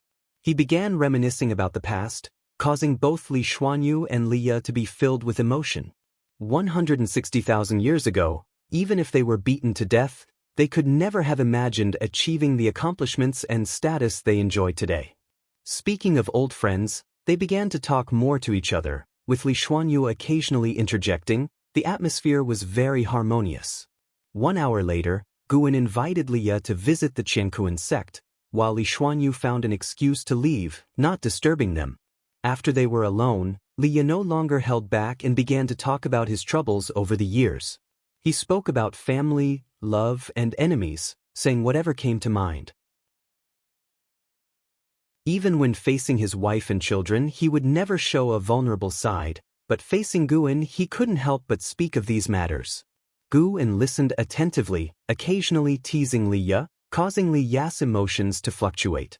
After staying at the Qiankuan sect for 2 days, Guan took Li Ye to Wushi to see his dojo. Upon stepping into the dojo, Li Ye was awestruck by the spiritual energy present. Guan accompanied Li Ye on a stroll inside the dojo, where they encountered disciples cultivating. The dojo was vast, and the disciples preferred to cultivate alone in different spots. Upon seeing Guan's arrival, the disciples all paid their respects, and Guan introduced Li Ye to them. The disciples had an impression of Li Ye, having heard from an exen that Li Ye was the person Guan cared about most. Li Ye could sense that each Wushiji disciple's cultivation level was not weaker than his own, and an exen and the blood prison great saint gave him an overwhelming sense of pressure. However, Li Ye wasn't discouraged, believing it only natural to train alongside Guan. After staying at the Taoist field of the beginningless for 3 days, he bid farewell to Guan. Would you like to stay and cultivate? Guan asked with a smile. Li Ye shook his head and said, I've relied on you a lot already. To tell the truth, I still have the ambition to surpass you. Though cultivating by your side would be faster, it's impossible to surpass you, so I need to forge my own path, and my nature isn't suited to long-term seclusion. The world is vast, and my eyes have yet to fully take it in. After I've roamed across this world, I'll return to reminisce with you. At this, Li Ye became high-spirited. Guan greatly admired his ambition and thus did not stop him. Besides, I need to see if you've truly resolved the catastrophe. Li Ye stated, staring intensely at Guan, as if challenging him. Guan laughed and said, I'm afraid these eyes of yours won't perceive if I've truly resolved it. Upon hearing this, Li Ye was instantly frustrated. The divine exotic immortal spirit popped out and said, pitifully, Master, I want to stay. Li Ye immediately grabbed it, and with an awkward smile, said to Guan, it's speaking nonsense. The divine exotic immortal spirit widened its eyes, struggling hard. You two do match well. Guan shook his head and laughed. He could hear the thoughts of the divine exotic immortal spirit, knowing it was reluctant to leave Li Ye, and spoke out of disapproval of Li Ye's posturing. We're leaving now. Li Ye left this utterance, taking the divine exotic immortal spirit with him. Guan stood amid the woods, watching them leave, feeling quite amused by their banter. The power of divine exotic city was inferior to Tao treasure. Even if had given divine exotic city to Li Ye, he wouldn't have minded. The reason for maintaining a layer of connection was in case Li Ye suddenly left his line of sight in the future. An exan appeared beside Guan, also watching Li Ye's back. She curiously asked, Master, did Elder Li's causal change, was it your doing? Though she couldn't clearly see all of Li Ye's fate, she could feel the changes in Li Ye's fate and causality, affecting his destiny. No, it's his choices that changed his causality. Guan answered calmly. Though the strange power had been dispelled by Guan, Li Ye's interest in powers from outer heaven had been piqued, and he would focus more on everything related to outer heaven, thereby altering his life's path. With Guan's influence existing, the future of the reincarnation body would become more and more illusory. After all, the reincarnation body itself is determined by the original body. Guan's current strength could create different futures, even make different futures exist truly. Using modern Earth's terms, he could create parallel worlds with a single thought. An Xin had a thoughtful expression, believing Li Ye's change in choices was also due to this conversation with Guan. Guan turned around and returned, with an Xin closely following, starting to ask him about her cultivation doubts. Though the strange power had been dispersed by Guan, the hatred among people had already formed, and the chaos in the human world would continue for a while, but compared to before, it wouldn't become more tragic. Meanwhile, Emperor Tianhong would earlier confront Zhao Rushan, marking the beginning of an unprecedented era of dual heroes. This contention would also shake the foundations of the Dao court, bringing a new variable to the dynamics of the human world. Endless Dao Mountain. The white-haired ancestor lectured for a millennium, and as the bell rang, all listeners awoke. I permit each of you to ask one question. Once I've resolved everyone's doubts, this lecture will conclude. You may ask about any confusion during the lecture, or ask questions unrelated to this lecture. The voice of the white-haired ancestor rose, causing whispers to ripple through the dojo. Guan also began to ponder what kind of question he should ask the white-haired ancestor. If you find any errors, ads pop up, ads redirect, broken links, non-standard content, etc., please let us know reports so we can fix it as soon as possible. Chapter 655. Sungen, Infinite. After the words of the white-haired ancestor ended, he did not give the listeners much time to think and soon had the listener sitting at the front ask a question. This listener inquired about the confusion arising during the hearing of the Tao.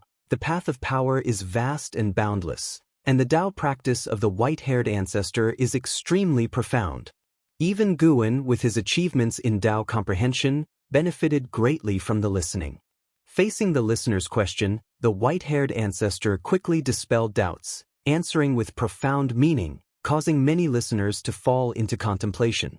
The white-haired ancestor continued to call on people, letting the listeners ask questions one after another.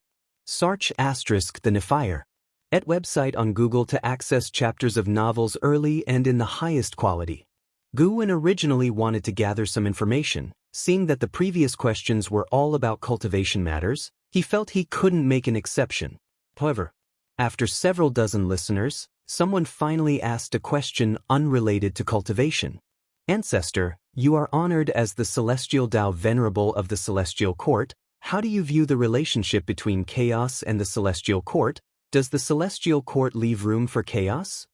This listener's voice was female, her words sharp, her tone aggressive, more like an interrogation.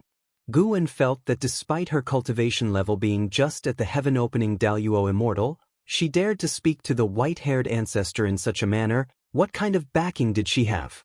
Chaos is the place where the great Tao is nurtured. It cannot be eradicated. The Celestial Court can only set boundaries, leaving no room for leeway. The white-haired ancestor responded indifferently, his tone unchanged from before, seeming not to be angered. This listener was surrounded by the aura of rules. Guan was also unsure if she was satisfied with the answer.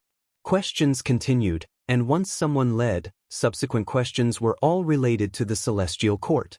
Besides the Celestial Tao Immortal Position Assessment and participating in Celestial Army Selection, is there a third way to join the Immortal class? If one renders great merit to the living beings of a certain world, the Celestial Court will also reward them, allowing them to join the Immortal class. This is also the main purpose of the Heavenly Tao. The God of Destruction destroyed the Lingjiang Great World without proclaiming the Celestial Court's decree. Is there another scheme behind this? I do not control the celestial gods. I cannot answer you. I also will not help you investigate this matter. If you are dissatisfied, you can petition Tsangtian. Facing the listener's inquiries, the white-haired ancestor's every answer came quickly. She did not seem to hold the posture of an immortal god, and she also displayed considerable toughness in the face of some challenging questions. Through the listener's questions, Guan also learned about Tsangtian. Tsangtian is a kind of will manifested by the Celestial Court using the Heavenly Tao, omnipresent. If there is suffering in the human world, one can complain to Tsangtian, and it will be conveyed to the Celestial Court. The white-haired ancestor used Tsangtian to handle many listeners' grievances. Guan also felt that Tsangtian was quite far-fetched, but it related to the Celestial Tao destiny which even a Tao Extreme Daluo Immortal could not deduce. Throughout the listening, he had only one feeling. All living beings have long suffered under the Celestial Court. The celestial court's inaction and wanton actions are clearly not isolated incidents. Yet faced with so many complaints, the white-haired ancestor remained indifferent, did not make any promises, but also did not get angry over the listener's questions. She truly resembled the immortal god Guin imagined, not feeling joy or sorrow over the happiness or suffering of all living beings. She seemed unconcerned with the suffering of all beings. Her purpose here was not to do anything for the celestial court, she simply wished to expound on the Tao, seeking nothing in return. Guin had to admit that such a mindset was the strongest, unbound by any factors. Of course, due to his stance, Guin could not agree with the celestial court, because their inaction also posed a threat to him. Time quickly passed. Unknowingly, it was Guin's turn to speak. He was already prepared. When the white-haired ancestor's gaze fell on him, he opened his mouth and asked, "I have traveled to many universes, finding those powerful ones in infinite expansion. I want to ask, is the great Tao truly infinite, and what is our meaning as cultivators within the great Tao?" Regarding the celestial court's issues, many had already asked, making him unwilling to inquire further. Whether the great Tao is infinite, this is a question he pondered frequently. If the great Tao is truly infinite, it would mean that time and space are also infinite, with no distinction between ancient and future, and cultivators are merely part of the great Tao, never able to surpass it. If Guin were also infinite like the great Tao, he should not only have infinite possibilities in the future, his past should also be without end. He could not imagine having no origin to his past. This is like the question of which came first, the chicken or the egg. If Guin is the chicken, aiming to achieve infinity like the great Tao, wouldn't he need to create an egg for himself, which easily leads to a paradox. The existence of the path of cause and effect proves that everything has a starting point. Guin's question brought silence to the dojo, no longer were there whispers. The white-haired ancestor said, "As of now, the great Tao is indeed infinite. Even the celestial court cannot reach the source of the great Tao. Even the supreme celestial emperor cannot see the end of the great Tao. It is precisely for this reason that we can continuously comprehend the great Tao, never feeling weary or satisfied." This answer did not fully satisfy Guin, but at least clarified that the celestial court has not yet reached the point of dominating the great Tao. The questions continued. When everyone had finished asking, several days had passed. When involving enlightenment issues, the white-haired ancestor would speak more. After the questions ended, the white-haired ancestor rose and left, and once she left, the dojo became lively, with some listeners immediately leaving, while others chose to stay and continue socializing. Hongyazi did not leave, and pulled Guin along to interact, which suited Guin perfectly. When meeting a heaven-opening Daluo immortal from the Great Thousand World, Guin feigned curiosity and asked, "I heard from a fellow Taoist that Chaos Grudge Luo from Chaos is wreaking havoc in the Great Thousand World. Will the celestial court handle this matter?" This heaven-opening Daluo immortal, upon hearing this, snorted, "How would the celestial court handle it? Chaosa creatures that can survive are basically favored by the great powers of the celestial court. I have already detected the matter of Chaos Grudge Luo, affecting several dozen Great Thousand Worlds, yet there are no actions from the celestial court. Clearly there is a calculation, we should just pretend not to see." Another Daluo immortal spoke. Indeed, the 3,000 great worlds seem to be the heavenly Daos main stage, but more like the celestial court's breeding ground. Nothing that happens within the 3,000 great worlds can escape their eyes. If they don't act, it indicates it's their doing. Others followed suit, expressing great dissatisfaction with the celestial court. Guin greatly admired them. These people truly dared to speak. They were not afraid of this reaching the ears of the celestial court. After their conversation ended, Hongyazi pulled Guin to a secluded place and whispered, "Are you curious as to why they dare discuss the celestial court so boldly?" Guin nodded. "Because the endless Tao mountain is not affected by celestial Tao destiny, you should be able to feel it, and the immortal gods who can come here aren't bound by the celestial court's rules, so it's no harm if they're overheard." Hongyazi explained. Guin curiously asked, "How does the misty immortal court view the celestial court?"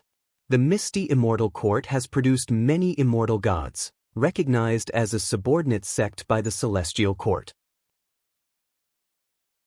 Hongyazi sneered, "How else can they see it? Outwardly they still have to flatter the celestial court. Within the heavenly Tao, no force dares to oppose the celestial court. Those who resist have already been obliterated. No matter how powerful, they will eventually be destroyed by heavenly might. If you find any errors, ads pop up, ads redirect, broken links, non-standard content, etc., please let us know reports so we can fix it as soon as possible."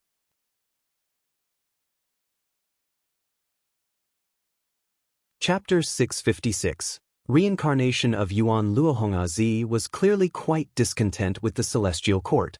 When Guan asked, he opened up immediately and began to speak eloquently. It turns out that, although the misty immortal court has a path for ascending to immortality, it comes at a significant cost. Every 10,000 years, it must offer a vast amount of resources to the celestial court and erect divine statues of the heavenly court immortals in every immortal mansion. Those who successfully enter the immortal class, although they don't sever ties with the misty immortal court, become arrogant and treat the others as slaves. Through Hongyazi, Guan gained more understanding of the misty immortal court. Although the destiny of the misty immortal court is not as powerful as the celestial court, it is still a formidable existence. Whether there is a perfect Taoist great Luo immortal realm within it is hard to say at the moment. He can't fully calculate it. The inability to calculate suggests that such an existence might indeed be there. The fact that it can nurture an emperor of eternal life is enough to prove the deep foundation of the misty immortal court. Hongyazi was quite impressed with Guan, feeling as if they were old friends at first meeting. He even invited Guan to visit the misty immortal court in the future, handing him a token named the Red Domain Immortal Token. With this token, Guan could enter the misty immortal court and be honored as a distinguished guest. The misty immortal court possesses numerous immortal domains. Hongyazi is the pavilion master of the Red Domain Immortal Mansion and holds significant power within the misty immortal court.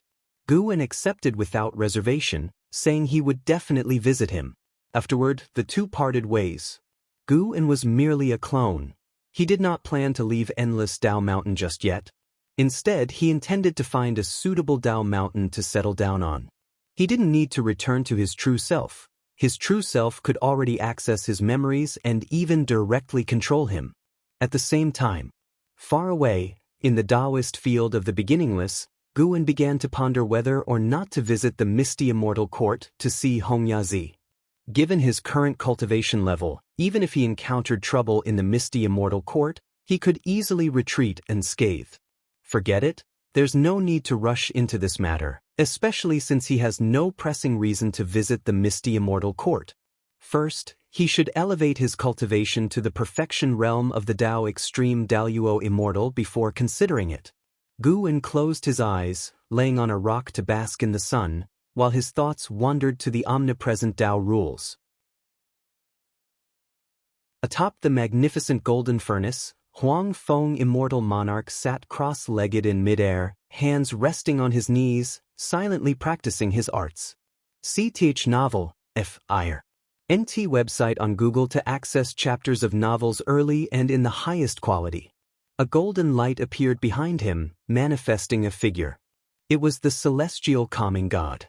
The celestial calming god clasped his fists in salute and said, "Immortal monarch, Chaos Grudge Luo has become a significant force. If we don't suppress him soon, I'm afraid it will cause great trouble. Under the heavens, a higher power will surely notice." Huang Feng Immortal Monarch, with his back turned, did not open his eyes as he asked, "Has the power of the Chaos Grudge Luo invaded the celestial spirit great world?" The celestial calming god frowned and said, "Yes, but his power has vanished. It's unclear whether he withdrew or if a great power intervened." Over the years, he had kept an eye on Chaos Grudge Luo, and was quite surprised by the anomalies in the celestial spirit great world. He hadn't consulted the celestial spirit god, aware of the past of the celestial spirit great world, feeling that there was a great cause and effect in which he dared not indulge. Now, hearing Huang Feng Immortal Monarch mention the celestial spirit great world, his vigilance only heightened. He must absolutely avoid getting entangled with the causes and effects of the celestial spirit great world.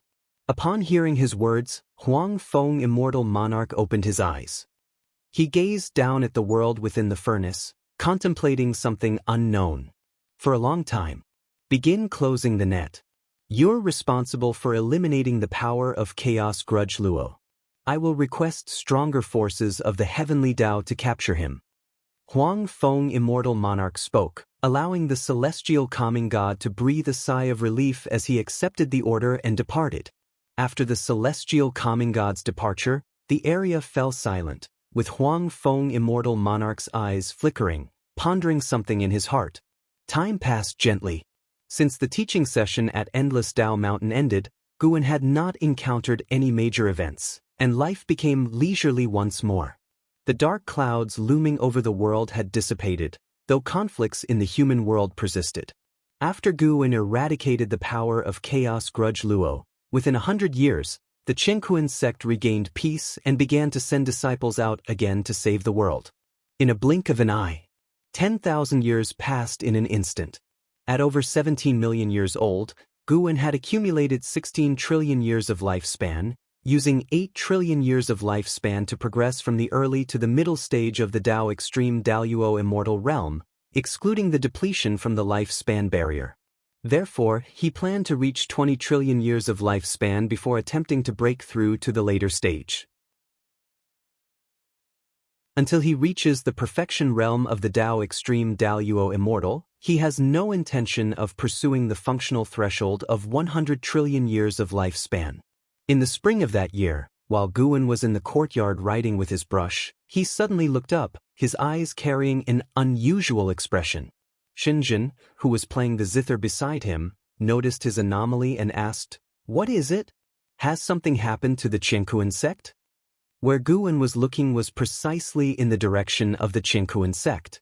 Nothing much, just that a disciple with extraordinary talent is about to be born in the Qingquan sect, Guan casually replied, then withdrew his gaze and continued writing. Shenzhen became curious and probed further. How does he compare to Emperor Tianhong or Zhao Rushan? As the millennia passed, the conflicts in the human world had neared their end.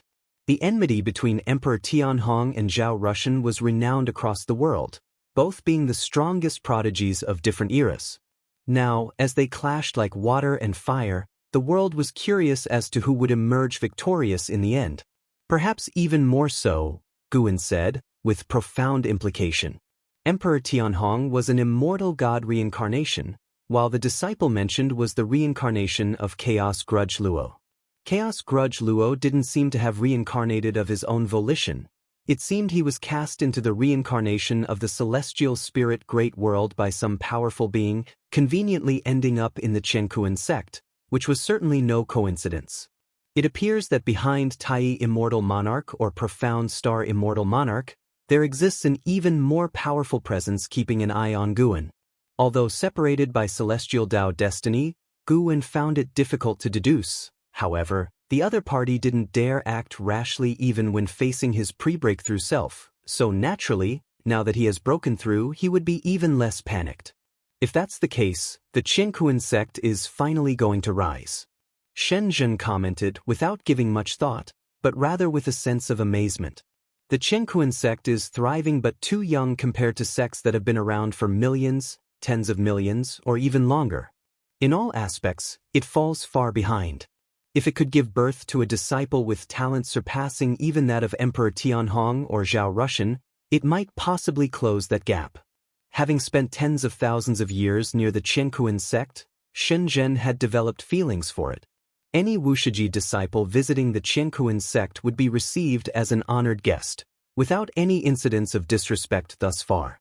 The leadership of the Qingquan sect holds Wushi in high regard and dares not take it lightly. The Qingquan sect will rise eventually, sooner or later, and they will also fall eventually. Guan said as he continued to write. He had even given up on the Supreme Sect, so he wouldn't be constantly sheltering the Qingquan sect. Shenzhen did not question Guan's words but instead asked, if Emperor Tianhong were to return, would you really take him as a disciple? Guan replied, I do not enjoy breaking my word. In the Taoist field of the beginningless, there were no major secrets to keep. The dojo itself could be moved or rebuilt.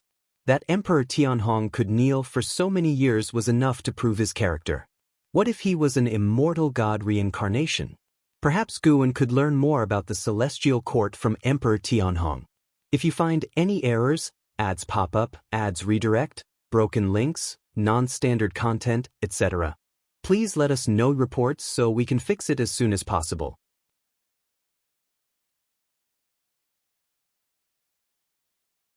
Chapter 657. Unbeatable Emperor. 16 years later, a major event occurred in the Qiankuan sect. A 16-year-old male disciple was unusually accepted as a disciple by the sect hierarch, with the intention of grooming him to be the next sect hierarch. This matter had the approval of the 4 grand elders, and various rumors spread within the sect and even to the entire world. This boy's name is Yuan Luo. He didn't originally have this name, but after his first qi absorption cultivation, he changed it to this name. During his first qi absorption, he successfully established his foundation, shocking the cultivator who was instructing him, and the news quickly reached the higher-ups of the Qiankuan sect. Thereafter, Yuan Luo took only a year to condense a golden core, and at 16, he was already at the nascent soul realm, with a cultivation speed that was astonishingly fast. Yi Qingshan discussed for several days and decided to nurture Yuan Luo in the same manner as training a prodigy in the Dao court. They are determined to cultivate Yuan Luo to be comparable to Zhao Rushan or Emperor Tianhong, but in my opinion, they are relying on Wushi's protection.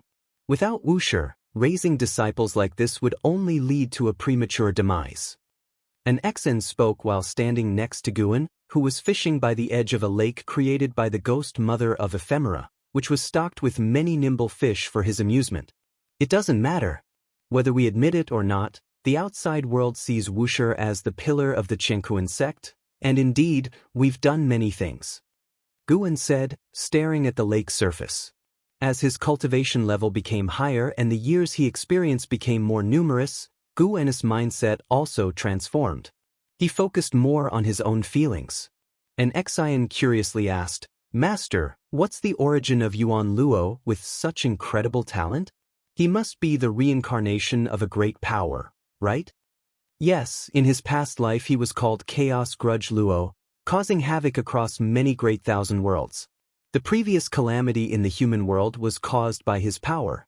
He was likely captured by the immortal gods and cast into reincarnation, ending up in this plight. Guan didn't hide anything, briefly explaining Yuan Luo's background. An Exin frowned and asked, "Actions of the immortal gods? Such a wicked entity reincarnated within the Qiankuan sect, wouldn't there be some scheme involved?" Guan glanced at her and smiled. Indeed, there might be some hidden scheme, but such schemes have never ceased. If you can't see through them yourself, it means you're still not strong enough. Seeing him still able to smile, an Exen knew everything was under his control. She couldn't help but ask, "Master, do you need me to do anything? Let nature take its course." Guan didn't say much more. He believed an Exian would understand his meaning. After spending so many years together, the two had developed a high level of rapport, and some things didn't need to be repeatedly explained. An Exian no longer talked about Yuan Luo but shifted the topic to Emperor Tianhong and Zhao Rushan. "I heard the Dao court plans to cultivate Zhao Rushan to become a Taoist emperor. Didn't you say a Taoist emperor must prove themselves on the path of the Great Tao? Could it be that Zhao Rushan is heading to the path of the Great Tao next?" An Exin was very interested in the Taoist emperor, and wondered whether a Taoist emperor at the same realm could rival her immortal emperor's eye. "He is destined to go and is fated to become a Taoist emperor," Guan replied. When mentioning the Taoist emperor, he couldn't help but shift his focus to the path of the Great Tao, observing Ji Xiaoyu and Shaolon. Sarch * the novel fire. Net website on Google to access chapters of novels early and in the highest quality. Ji Xiaoyu had been fighting for many years, and with his destiny forming, he was getting closer to becoming a Taoist emperor, while Shaolon had also started to embark on the emperor road. After participating in the Taoist emperor's competition, their cultivation grew quickly, able to strengthen through battles. Xiao Lan had already reached the divine thought true immortal realm, catching up with Tian Hao far off in the misty immortal court. Ji Xiaoyu was even assaulting the heaven-encompassing free immortal realm and, in terms of strength, he was now stronger than Yuan Songzi. After years of battling side by side, Yuan Songzi had successfully persuaded Ji Xiaoyu to join the Dao court. If she and Xiao Lan succeeded, the Dao court would have two Taoist emperors, giving it the confidence to stand against the 3,000 great worlds outside the celestial spirit great world. Gu En could hear the voice of Yuan Songzi's mind, feeling that his mood was far more excited than it appeared on his face. Ji Xiaoyu was cultivating and preparing for battle, and his next opponent was an unparalleled prodigy who had achieved 1,000 victories at the same realm on the path of the great Tao, the unbeatable emperor from the primordial emperor domain. The unbeatable emperor ranked among the top 5 illustrious prodigies in the primordial emperor domain, and his momentum was extremely strong. Gu En had already calculated the result of this battle and wasn't surprised. The original master of the immortal emperor's eye, the stealing heaven emperor, came from the primordial emperor domain. This person founded the stealing heaven immortal sect, even provoking the celestial court's pursuit, proving the terrifying extent of his Tao practice. The deep foundation of the primordial emperor domain was unmatched by the great thousand worlds. Master, do you think we need to foster a Taoist emperor in Wuxia? An Xian asked expectantly. Although Wuxia wasn't a sect in the conventional sense, as the senior disciple, an Xian hoped Wuxia would grow stronger. It depends on personal goals. I don't demand it. Although a Taoist emperor is indeed powerful, the path is very difficult. Gu En spoke softly, with the memory of the emperor of eternal life in him. He knew how arduous the path to becoming a Taoist emperor was. Looking at the disciples within the dojo, to be honest, he hadn't yet seen anyone with the potential to become a Taoist emperor, even Xiao Lan, who relied on his covert protection while outside. If Xiao Lan were to venture out alone, she would have died long ago. Moreover, he could sense that if he continued to aid Xiao Lan, she would never be able to become a Taoist emperor, no matter how many times she won. The great Tao's will on the path of the great Tao is unfathomable. After listening, an Xian fell into contemplation, vaguely understanding the implication behind Gu En's words. At this moment, Gu En's fishing rod moved, and he began to reel it in with effort, his arms trembling. Watching Gu En struggle as if he were a mortal, an Xian covered her mouth and laughed, thinking her master truly loved to act. In a bright palace, Ji Xiaoyu sat meditating in front of a blue crystal, the crystal reflecting her silhouette. Yuan Songzi approached, stopping in front of Ji Xiaoyu, hesitating to speak. With her eyes closed, Ji Xiaoyu asked, "Speak your mind, Ting Master." Yuan Songzi took a deep breath and said, "Give up, your next opponent is unbeatable." Upon hearing this, Ji Xiaoyu opened her eyes, staring steadily at him. Yuan Songzi continued, "I've investigated. The unbeatable emperor not only achieved 1,000 victories, but he also swept through the peers in the primordial emperor domain. A Taoist emperor once fought him at the same realm and was defeated. To defeat a Taoist emperor before stepping onto the emperor road, even if the Taoist emperor suppressed his realm, is still unbelievable." The mere thought of it filled Yuan Songzi with fear. He feared Ji Xiaoyu would not believe it, so he added, "On the path of the great Tao, everyone believes the unbeatable emperor is destined to become a Taoist emperor. Your matchup, dictated by the Tao's will, is in misfortune. Avoiding the battle might mean wasted efforts, but at least you'll live. The struggle for the Taoist emperor is no child's play. 9 out of 10 losers die. Throughout the years, many prodigies have fallen at Ji Xiaoyu's hand." Unfazed, Ji Xiaoyu asked, "Ting Master, have you ever considered that the path to becoming a Taoist emperor is cruel and cannot be filled with pushovers? If I give up this time, when I next reach this point, I will face another prodigy as formidable as the unbeatable emperor. If I always give up, what is the point of walking the path of the great Tao? To have the Tao's recognition, one must defeat the opponents selected by the Tao." These words made Yuan Songzi frown. He felt they made sense. Perhaps he had indeed underestimated the difficulty of becoming a Taoist emperor. Thinking that Xiaolan might also face an opponent like the unbeatable emperor made him suddenly feel lost. Perhaps he had acted too hastily. Right now, the Tao court may not be able to nurture a Taoist emperor. Ji Xiaoyu looked at Yuan Songzi, smiling with high spirits, and said gently, "Moreover, Ting Master, how dare you assert that I will certainly lose? If you find any errors, ads pop up, ads redirect, broken links, non-standard content, etc., please let us know reports so we can fix it as soon as possible."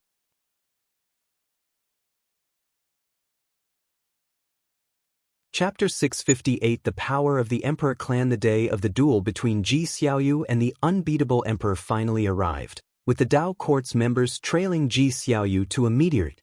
Gazing around, the void was dim, with countless meteorites scattered across it. Above the Tao court's party, colorful splendors surged across the void's ceiling, illuminating it without diminishing its shadowy undertone. Ji Xiaoyu stepped into the void, while the others waited on the ground. Xiaolan gazed at Ji Xiaoyu with concern. Having spent many years with him, Ji Xiaoyu had taken good care of her, even teaching her spells and divine skills. In her heart, Ji Xiaoyu was like a mentor. Knowing the power of the unbeatable emperor, how could she not worry for Ji Xiaoyu? The void was vast, silent, and oppressive. Although the unbeatable emperor had not yet appeared, this void was already filled with an immense sense of oppression. After Ji Xiaoyu distanced herself from the meteorite where the Tao court was, she stood silently in the void, waiting. A long time passed. "Ha!" A shout echoed through the void, disrupting everyone's thoughts. "Sar the Novel Fire." Net website on Google to access chapters of novels early and in the highest quality. Following that shout, more shouts arose, one after another, growing louder and more imposing, as if millions were roaring in unison, shaking the heavens with overwhelming oppression. Everyone from the Tao court tensed, their gazes directed toward the depths of the void, where a red radiance appeared, rapidly expanding. Xiaolan squinted and saw an imposing figure, akin to a war god, striding out from the vast flames within the red radiance. The unbeatable emperor. He wore a dark red chain armor, with a red scarf around his waist, his trousers wide, billowing in the wind. His face was handsome but indifferent, and he wore a deep red coronet on his forehead. His long black hair danced wildly, his commanding presence threatening to shake the heavens and earth. He treaded on the red flames, moving with the grace of a dragon and a tiger, his aura seemingly distorting the void. Behind him, countless figures emerged from the red flames, each with an extraordinary aura. Although they remained silent, the deafening shouts continued to echo infinitely through the void. The Tao court's members looked on from afar, their faces grim, their hearts in their throats. "Is the primordial emperor domain really this formidable?" An elder of the Tao court muttered, his face full of shock. Yuan Songzi took a deep breath and said, "This is but one emperor clan of the primordial emperor domain. The might of the primordial emperor domain is beyond our imagination. In the great thousand world, only a few great worlds can barely compare."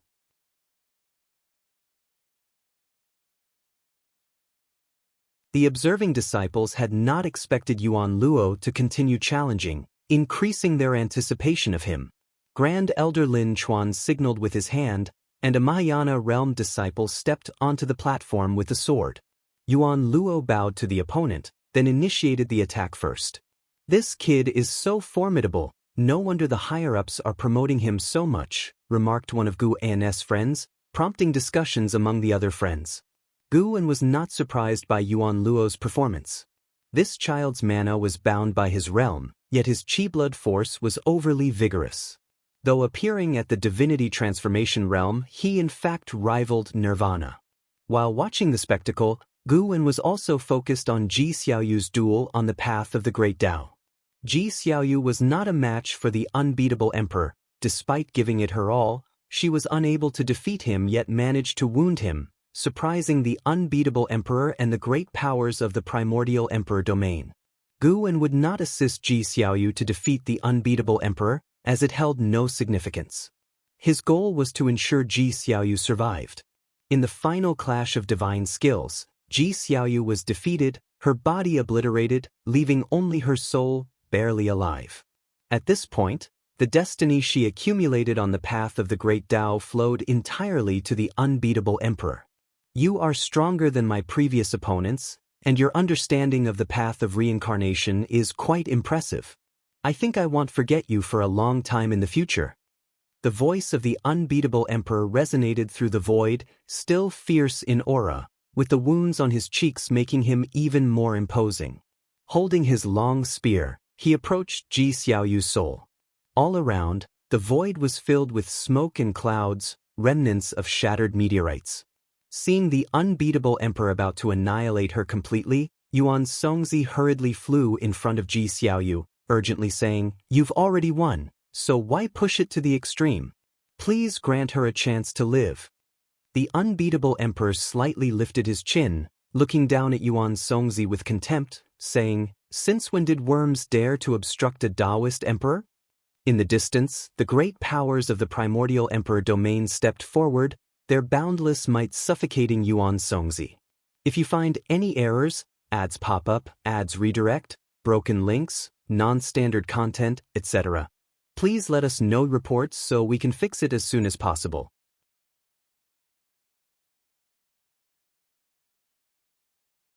Chapter 659. A palm transcending the great Tao. The words of the unbeatable emperor were like a series of thunderclaps, echoing endlessly, causing the cultivators of the Tao court to change their expressions drastically. Although they feared the unbeatable emperor, hearing his words still made them feel a great sense of humiliation, for Yuan Songzi was the master of the Tao court. Xiao Lan gritted her teeth, wanting to rush over and fight alongside Yuan Songzi, but was stopped by a female elder. "Don't act impulsively, don't burden the Ting master," the female elder said in a deep voice, her gaze towards Yuan Songzi revealing her uncontrollable unease. Yuan Songzi was insulted by the unbeatable emperor but didn't get angry. Following the unbeatable emperor's words, he said, "Since you consider us insects, why go to the trouble of stomping on insects? Not to mention the imperial clan behind, even if all of them attacked together, they would still not be a match for the unbeatable emperor alone. On this path of the great Tao, a prodigy not only needs personal strength but also a sufficiently strong force to support them." The beautiful dream that Yuan Songzi had was completely shattered at this moment. Ji Xiaoyu and Xiao Lan lacked the talent, and the Tao court didn't have the foundation to escort a Taoist emperor. Even if humiliated, he had to protect Ji Xiaoyu as much as possible because he knew very well that if they did nothing, they would also be doomed. The Tao intent of the great powers of the imperial clan had already sealed this void, leaving them with no escape. The unbeatable emperor's lips curled into a contemptuous smile as he said, "I am fulfilling her, losing on the emperor road, damaging the Tao heart, and leading a life of nothing but defeat. What meaning does it have?" His footsteps did not pause, and with each step, the killing intent grew stronger. When his words fell, the pressure brought onto Yuan Songzi reached its peak, making him unable to speak, only able to look at him in terror. "Spare them, I am willing to die." Ji Xiaoyu's voice came from behind Yuan Songzi, calm, without a trace of anger or fear. The unbeatable emperor's smile became wild, and he raised the spear in his hand, pointing its tip at Yuan Songzi, yet his gaze fixed on Ji Xiaoyu. He sneered disdainfully, "It's over. You're all doomed. Setting foot on the emperor road, you should have been mentally prepared. If not, then learn the lesson of arrogance." His right hand suddenly loosened. Boom! The long spear in his hand burst forth with a terrifying momentum, as if carrying a storm, unstoppably killing towards Yuan Songzi. Everything happened too fast. Even though both parties were of the same realm, Yuan Songzi had no time to react, only able to widen his eyes. When the spear stopped in front of him, his whole body froze, feeling as if even his divine soul was fixed in place, unable to move. He hadn't experienced such despair in a long time. Faced with the divine spear, he truly felt he was going to die, and there was no hope for reincarnation. His mind blank, he instinctively looked at the unbeatable emperor, discovering that he frowned. The cultivators of the Dao court were extremely tense, seeing Yuan Songzi not dead. Hope ignited in their hearts, thinking that the unbeatable emperor temporarily changed his mind. Everyone's gaze was fixed on the unbeatable emperor. The unbeatable emperor frowned deeply, glancing in another direction. He yelled in a deep voice, "What master from where is interfering with me? A master?" The Dao court's side was all bewildered, realizing the unbeatable emperor was not sparing them out of mercy but that there was other assistance. Compared to the extremely arrogant, unbeatable emperor, they preferred the unknown helper. The cultivators of the Dao court were all excited, trying hard to restrain their emotions, not daring to breathe even a single breath. Xiao Lan also felt surprised, her heart filled with curiosity. Who would rescue them at this moment? Let people off when you can, besides, you have no enmity. A hoarse voice echoed through the void, causing displeasure to flash in the unbeatable emperor's eyes. When Ji Xiaoyu heard this voice, her eyes dimmed. Although he had changed his voice, she immediately knew who the owner of the voice was. She didn't want that person to see her so embarrassed. The unbeatable emperor did not respond, but the great powers of the imperial clan could not remain silent. Does fellow Daoist want to challenge the imperial clan? If fellow Daoist is this girl's support, why not appear earlier? Her destiny should not be like this. The passing by, why entangle in this karma? If wanting to save them, state your relationship, don't hide in the dark. With such cultivation, do you not know the rules of the Emperor Road? The dignified voices rose one after another, all very assertive, seemingly not taking the one who intervened seriously. Far off in the Qingkuan sect, Guan sighed. How many years has it been? It's rare to encounter someone so stubborn. Sir, the novel Fire. Net ** website on Google to access chapters of novels early and in the highest quality. Guan, through deduction, knew the reason they wanted to eradicate was to prevent the secrets of the unbeatable emperor's divine skills from being exposed, leaving no threat for the unbeatable emperor's future. The reason was sufficient, but having intervened, would he still fight to the death for this reason? Ultimately, it's still too arrogant.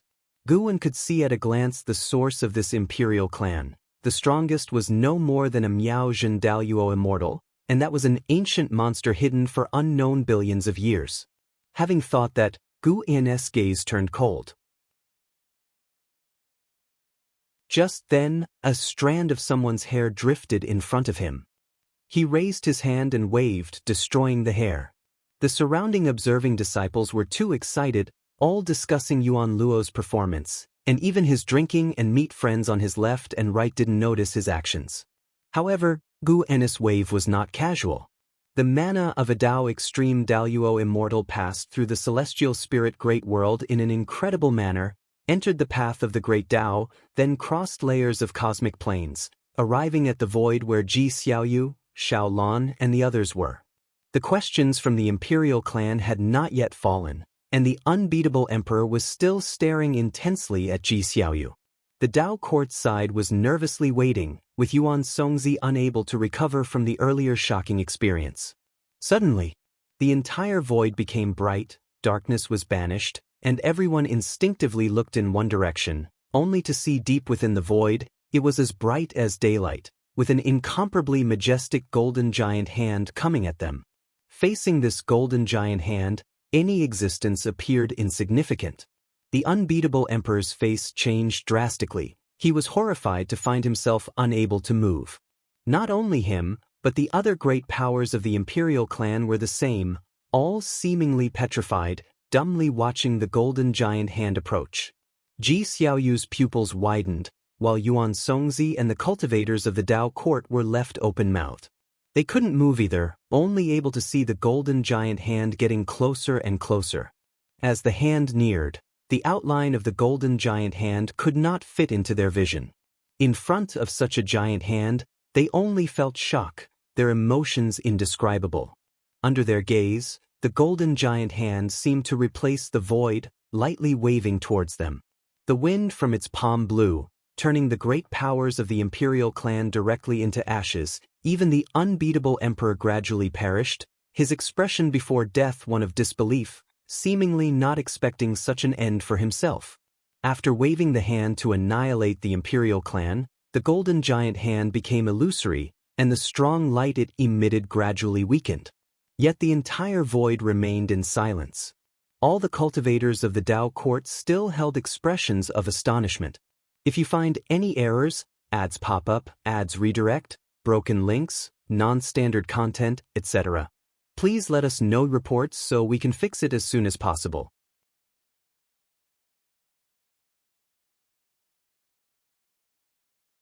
Chapter 660. A Lifespan of 10 Trillion Years. As the Emperor clan and the unbeatable Emperor vanished into ash, the golden giant hand dissipated, the void gradually returning to dimness, while the people of the Tao court remained in silence, unable to awaken from their shock. The pure-hearted Xiaolon was the first to break the silence. She couldn't help but ask, what realm was the senior who acted just now? The legendary heaven-encompassing free immortal? The cultivators of the Tao court awoke one after another, starting to bow in all directions, expressing gratitude to the person who intervened.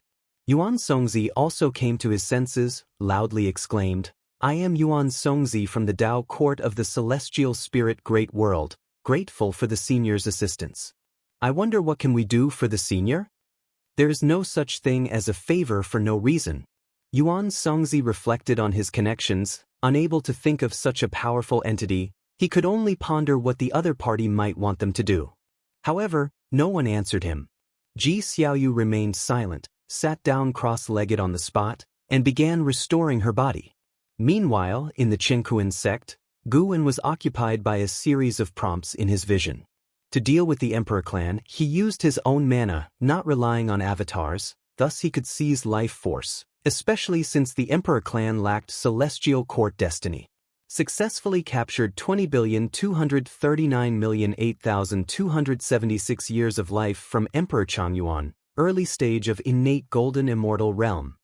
Successfully captured 809,244,623 years of life from Gudong, late stage of heaven-encompassing free immortal realm. Successfully captured 209,872,307,762 years of life from Emperor Hantian, middle stage of Hengtian golden immortal realm. Successfully captured 70,982,763 years of life from Qin Li, perfect innate golden immortal realm.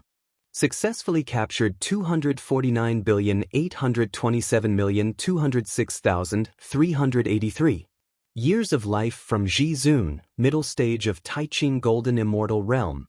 Looking at his skyrocketing lifespan, Guwen felt agitated. No wonder those with reincarnation bodies couldn't resist the temptation of seizing life force. He now felt an impulse to go on a killing spree, but he knew he mustn't do that. Excessive slaughter and rapidly growing stronger would attract powerful entities far beyond his cultivation level to intervene. This time, attacking the Emperor clan was justified and wouldn't attract attention from beings surpassing Dao Extreme Daoyuo Immortal. The lifespans of these powerful figures within the Emperor clan varied. The strongest Taiqing Golden Immortal provided him with a lifespan not much higher than the Hengtian Golden Immortal, yet overall, it still yielded him substantial gains. The Emperor clan only had one Taiqing Golden Immortal protecting the unbeatable Emperor. Most others were heaven-encompassing free immortals and innate golden immortals, a total of several hundred. Your lifespan has surpassed 10 trillion years for the first time, starting a random lifespan function upgrade. Your life expectancy prediction function has been upgraded.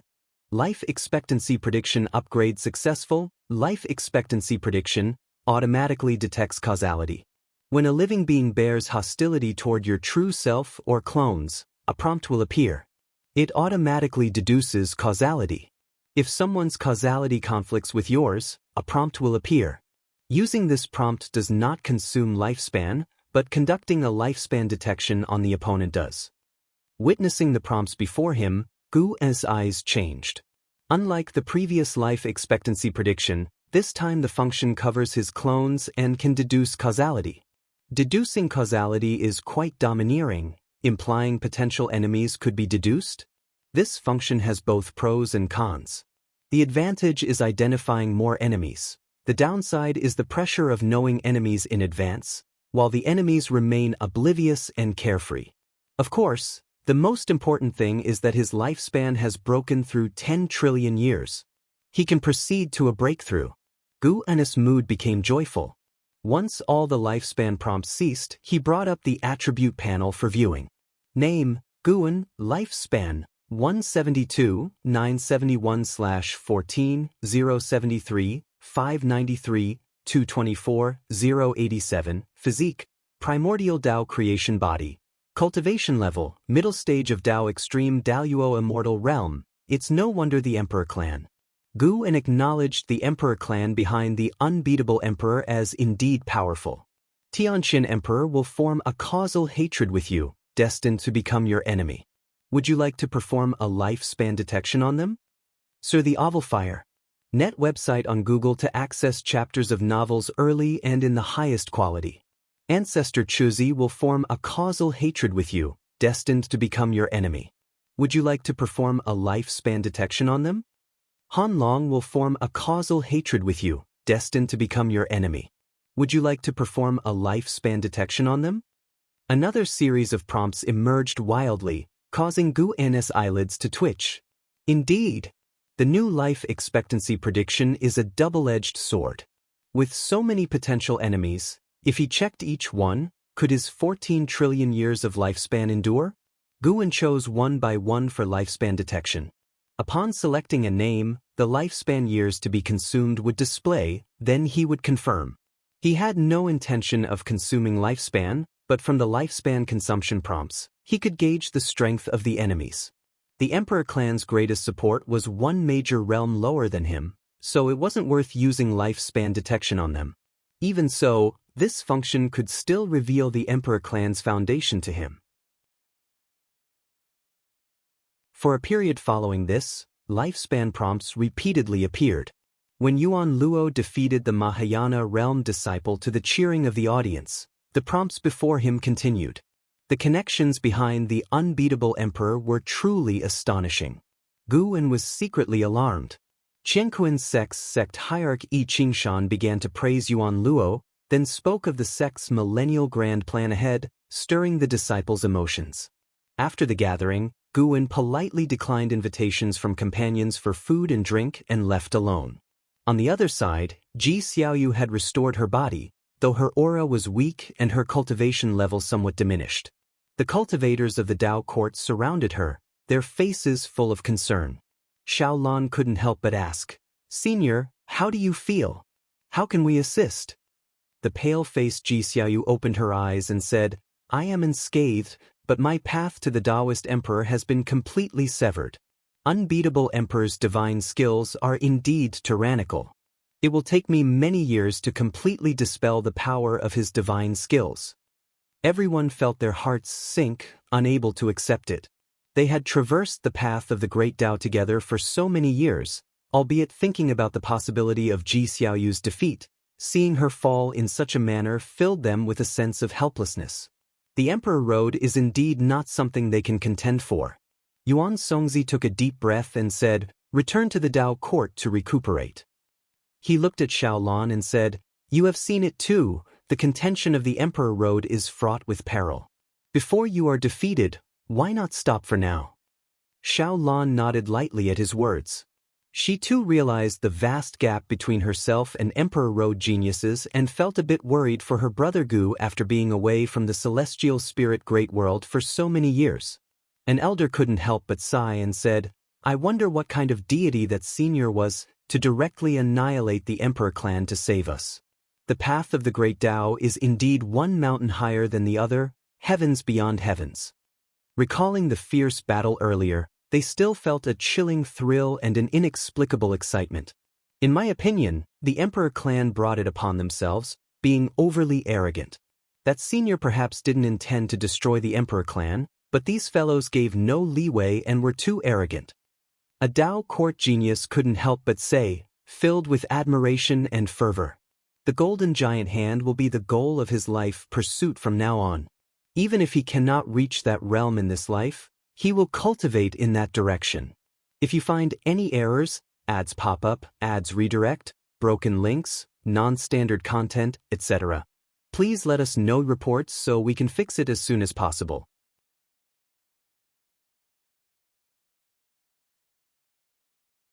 Chapter 661, Perfection Realm. The feelings of the celestial spirit got after lamenting for a while. Yuan Songzi led everyone back to the celestial spirit great world. The journey ahead was long, and they dared not let down their guard. Soon, everyone fell into silence, each with their own thoughts. The image of that golden giant hand lingered in their minds, unable to dissipate. Even Xiao Lan was reminiscing. This kind of power was too incredible. She must tell Brother Gu about it when she returns. Thinking of this, Xiao Lan's mind was filled with the sound and appearance of Guwen, eager to return home. On the other side, Guwen left the Chenkuan sect and went to an unoccupied mountain forest. At this moment, prompts kept appearing before his eyes. The number had already exceeded 1 million. Guwen suspected that it wasn't just the unbeatable emperor's karmic enemies, but possibly other types of karma as well. He patiently waited. Once all prompts were gone, he would find a place to break through all at once, reaching the perfect Taoist Great Luo immortal realm. During the waiting process, he was also deducing. He could confirm that the lifespan predictive ability was stronger than his, but how much stronger was yet to be determined. Many names in the prompts were temporarily untraceable because there was no direct causality. How many people with the same name and surname existed? Even with lifespan prediction, Guwen did not intend to eliminate his enemies in advance because karma could change. Just because someone was destined to be an enemy didn't mean he should start a killing spree. The new lifespan prediction served more as a warning. The more enemies there were, the more cautious he had to be. The higher the realm, the easier it was to lose oneself in one's own power, believing one could do anything. Although Guwen was wary of many beings, he did not feel that his current life was suffocating. On the contrary, he felt happy with his life. He preferred playing in the human world within his own small domain to fighting. After waiting for an hour, no more prompts appeared, leaving Guwen feeling helpless. His karmic enemies numbered in the tens of millions, which was absurd. However, judging by the lifespan consumption, not many posed a threat to him. Guwen immediately performed the lifespan breakthrough. Even though he could go to the endless Tao mountain, he feared leaving traces and being discovered by unknown entities, so he cautiously used the lifespan breakthrough. After all, a round trip only cost 20 billion years of lifespan, which was a drizzle for him now. Safety was most important. Out of 9 prompts, Guwen chose to go to the Hongmeng Great World for his breakthrough, and his figure disappeared into the forest. As time passed, the sun gradually set. Night fell. The forest was still, echoing with the croaking of frogs. Guwen's figure reappeared. He was now perfect in the Taoist Great Luo immortal realm, having consumed a total of 40 trillion years of lifespan for this breakthrough. Thanks to the Emperor clan, even with such a loss of lifespan, Guwen still had 100 trillion left. Next, he could begin to endure for 1 trillion lifetimes. Guwen did not intend to return to the Taoist field of the beginningless but rather to take a journey through the human world. Having achieved a breakthrough with difficulty, he naturally had to indulge. With the dim night, the forest was silent, the moonlight filtering through the gaps in the leaves, elongating Guwen's shadow. He walked while contemplating. Above the Tao extreme Daoyuo immortal, what realm was there? After the Tao court and various major sects suppressed the internal turmoil, the dawn of peace in the world appeared. 1,000 years later, the human world returned to peace. The Emperor Tianhong, renowned and praised by the world, came to the vicinity of the Taoist field of the beginningless. In the forest where he had once knelt for tens of thousands of years, he gazed at the unchanging environment with a look of reflection on his face. After fighting in the mortal world for so many years and returning now, he finally understood what the supporting Tao sword venerable meant. He had gained immense fame, and even though he had left the Tao court, many major sects sought to recruit him. He could easily enjoy all the pleasures of the human world, and before returning, he did struggle with it. But more than temporary pleasure, he wanted to pursue the great Tao. He stood in front of the stream, waiting, looking back on the events of these years and those occasional fragments of memory. After waiting for an hour, Enzin's figure appeared on the opposite bank, startling the Emperor Tianhong, who quickly saluted her. Enxin, with a cold expression, said, "Come with me. From now on, you are a Wushiji disciple, and I am your senior sister." "Thank you, senior sister." The Emperor Tianhong responded, feeling excited. After so many years, he had finally become a disciple of the supporting Dao sword venerable. Enxin turned and left, with the Emperor Tianhong hurriedly following. Along the way, Enxin began to introduce the situation within the beginningless. She explained which disciples were there and what rules to pay attention to, and Emperor Tianhong listened attentively, not daring to neglect. When they stepped into the Taoist field of the beginningless, Emperor Tianhong clearly felt the nature's spiritual energy was suddenly different, even though the surroundings hadn't changed much. It was only when he emerged from the forest that he saw an incredibly beautiful mountain forest, a rare sight in the world. Every mountain was planted with various spirit flowers and spirit grass, creating a mesmerizing and beautiful spectacle that no painting could capture. Enxin ambled along the mountain path, without flying, compelling Emperor Tianhong to follow her pace. "Senior sister, is the teacher in the dojo?" Emperor Tianhong cautiously asked. Enxin, without looking back, said, "He's not here, but at the latest, you'll meet him the day after tomorrow." "Is there something urgent? Will I delay him?" Emperor Tianhong asked nervously. Such a great power as the supporting Dao sword venerable must be occupied with unimaginable important matters. In outer heaven debating the Dao with great powers? Or exploring the void of the great Dao? He has no urgent matters, just playing in the human world. Perhaps in past years, you encountered him, but he transformed into an unremarkable mortal, and you didn't recognize him. Enzin's answer surprised Emperor Tianhong greatly, raising concerns in his heart. He had to recall if he had done anything wrong in front of others. While Emperor Tianhong reflected on himself, Guan wasn't wandering in the human world. He was drinking with the celestial spirit god at the world gate. The two sat at a small table with spiritual wine and some human world dishes placed on it. The celestial spirit god had long given up mortal desires, but since Guan invited him, he graciously accepted.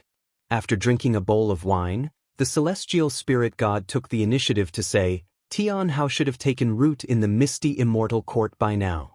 I can sense his cultivation level rising rapidly lately." Guan smiled. He indeed is doing quite well. After reaching the perfect Taoist Great Luo immortal realm, Guan could precisely calculate the karma of the misty immortal court. The court's destiny couldn't obstruct his gaze. He could see everything within and knew Tianhao had gained the recognition of an immortal mansion, fully integrating into the misty immortal court. The celestial spirit god nodded and then asked, "How do you intend to deal with the Tai immortal monarch and the 72 immortals of Jindong? Immortal gods can't be completely eradicated. One day, they will return to the celestial court or be discovered missing by it." Guan took the wooden token from his waist and placed it on the small table, jokingly saying, "After wearing it for so many years, I'm really not used to it.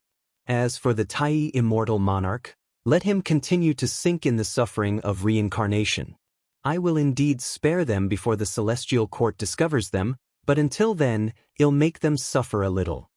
Even though it wasn't the first time Jindong's 72 immortals had been turned into wooden plaques, the celestial spirit god still felt amazed. Immortal gods were so fragile in Guan's hands. Sir the Ovalfire. Net website on Google to access chapters of novels early and in the highest quality. Even having pledged allegiance to Guan, he still didn't know Guan's cultivation level. The human world has already seen other immortal gods and chaos evil demons appearing.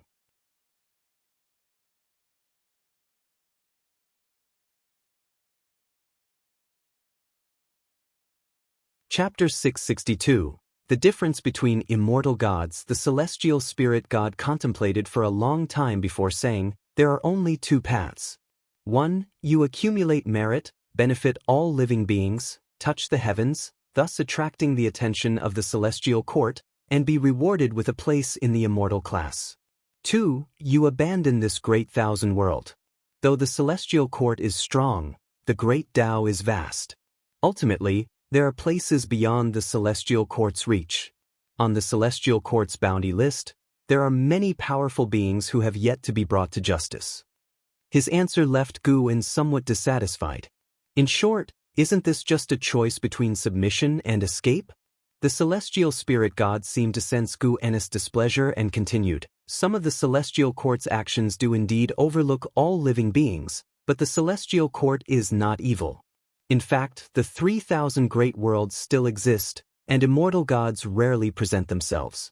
This alone suffices to prove the severity of the celestial rules. Within any force in the world, there is good and bad, and there is no absolutely fair rule or order. The internal struggles within the celestial court are also significant, and the celestial emperor, who stands lofty, has been in seclusion for years, rarely emerging into the world. Over the endless years, countless purges have occurred in the celestial court. But no matter how the changes unfold, immortal gods will ultimately be ensnared by their interests. When longevity is no longer a luxury, besides power, all that remains for them is status. Actually joining the celestial court is not as unbearable as you imagine, nor will you lose so-called freedom. As long as you fulfill your duties, immortal gods can have plenty of personal time. Though he pledged allegiance to Guin, it was an act of desperation. In his heart he wished for Guin to join the celestial court. With Guin's abilities, rising to a celestial Tao immortal position higher than that of an immortal monarch in the future would be no difficult task. Guin smiled and said, I do not reject the celestial court. I am just cautious about the unknown. After all, even you are unsure where exactly the celestial court is, or how deep its waters run. The celestial spirit god couldn't help but sigh upon hearing this. In the celestial spirit great world, he was a high and mighty celestial god, yet he had never even been to the celestial court and was part of its lower echelons, an unnoticed existence. Even if he violated the celestial rules or neglected his duties, the celestial court wouldn't deal with him in a short time, because the celestial court simply didn't care about him. With this in mind, the celestial spirit god also felt frustrated. He thought he took the wrong path back then. If he hadn't been obsessed with that immortal palace treasure, how would he have ended up in such a situation? Guin asked with a smile. It's said your talent is outstanding even among celestial gods. Don't you have any plans? Do you want to remain a celestial god forever? The celestial spirit god shook his head and said, those who become celestial gods are all of extraordinary talent. Even if I give my best in cultivation, ascending would still require an exceedingly long time.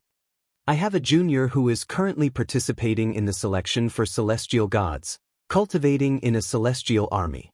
The celestial god is called Celestial Calming God. Do you know him? Guin thought of Zhang Buku and thus asked. The celestial spirit god nodded and said, I know him. He counts as my senior.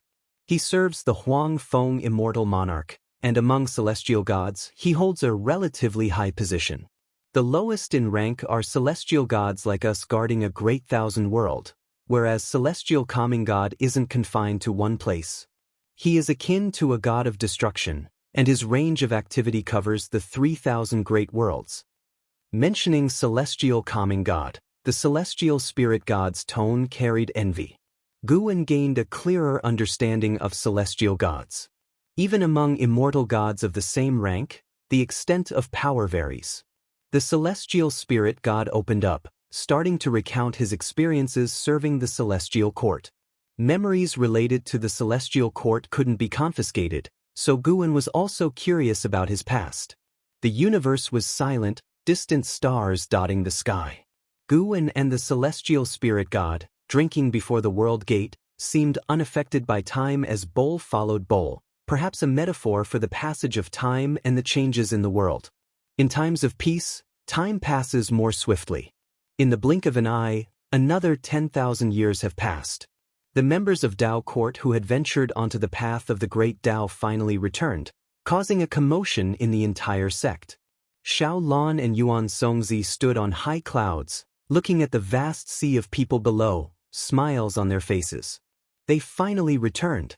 Returning from the path of the Great Tao was an equally long journey, with endless hardships, and only at this moment could their tense minds relax. Seeing that Tao Court remained prosperous, the great cultivators of the Tao Court were full of relief in their eyes. CTH Novelfire. Net website on Google to access chapters of novels early and in the highest quality. Ting Master, Elders, I'm leaving first. My brother Gu is still waiting for me. Xiao Lan said this and then turned to leave, disappearing into the ends of the heavens and earth in the blink of an eye. Ji Xiaoyu's expression became unnatural upon hearing her words, but she said nothing. A female elder shook her head and laughed. This girl is still as infatuated with her lover as ever. Even after traveling the path of the Great Tao and broadening her horizons, she remains true to her original heart.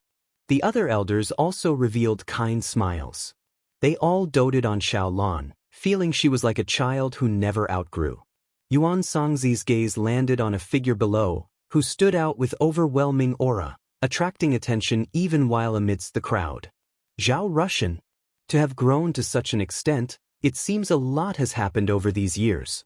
Yuan Songzi mused.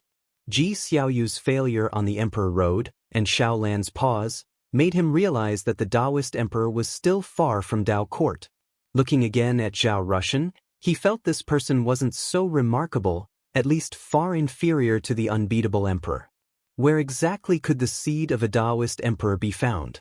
Yuan Songzi's thoughts drifted, his heart feeling a bit melancholy. Meanwhile, Guwen had already returned to Xiao Lan's grotto heaven to wait, noticing Ji Xiaoyu's expression. He pondered how to help her. Failing on the Emperor Road, her cultivation level regressed, and her Tao heart was damaged.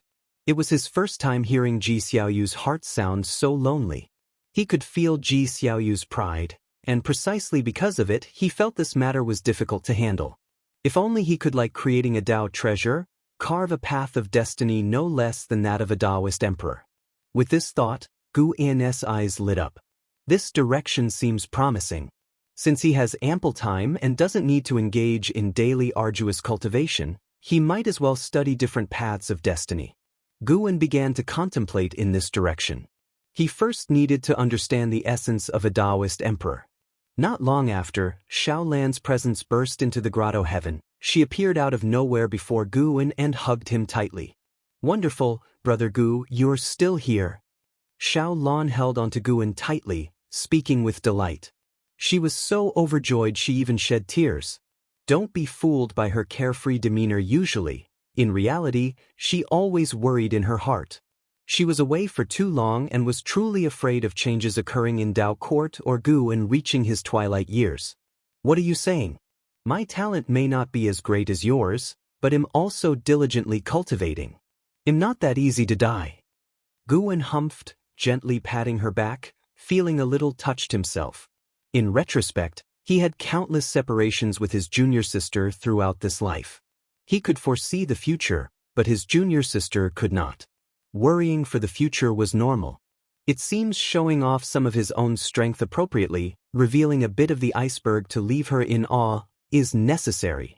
If you find any errors, ads pop up, ads redirect, broken links, non-standard content, etc., please let us know reports so we can fix it as soon as possible.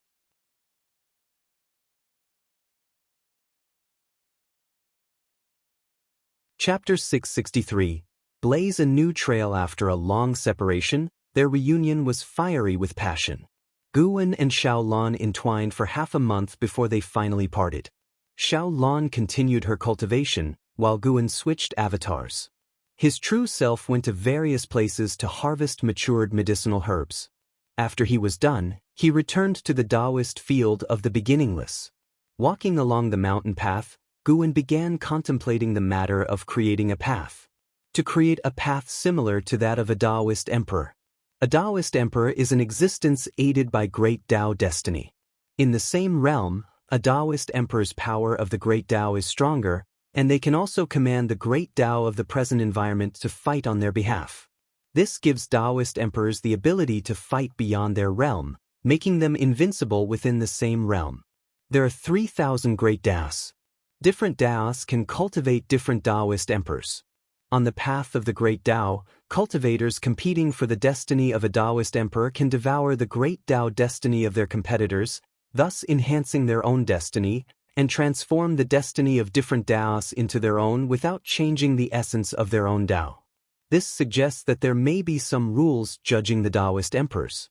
If a Taoist emperor relies on the power of the Tao, wouldn't allowing others to rely on their own power be considered a way out?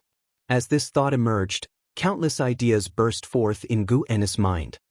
He suddenly thought that the celestial court could also be such an existence.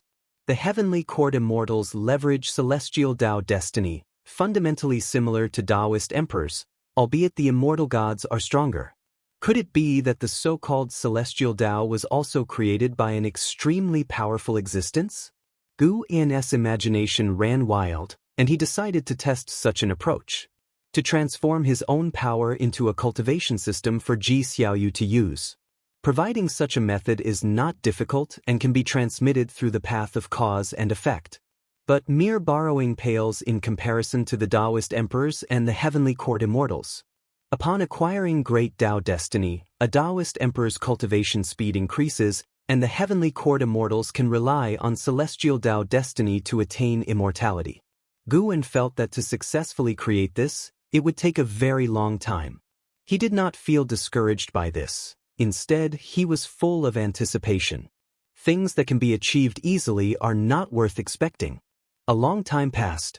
Gu En returned to his courtyard, and besides Xin Jin, an Xian and Emperor Tianhong were also present. The two were discussing something, and upon seeing Gu En, they immediately saluted. Master, Yuan Luo offended Zhao Rushan at the Tao Court's Genius Conference. Yi Qingshan fears for his premature death and wishes to send him to Wushi for tempering.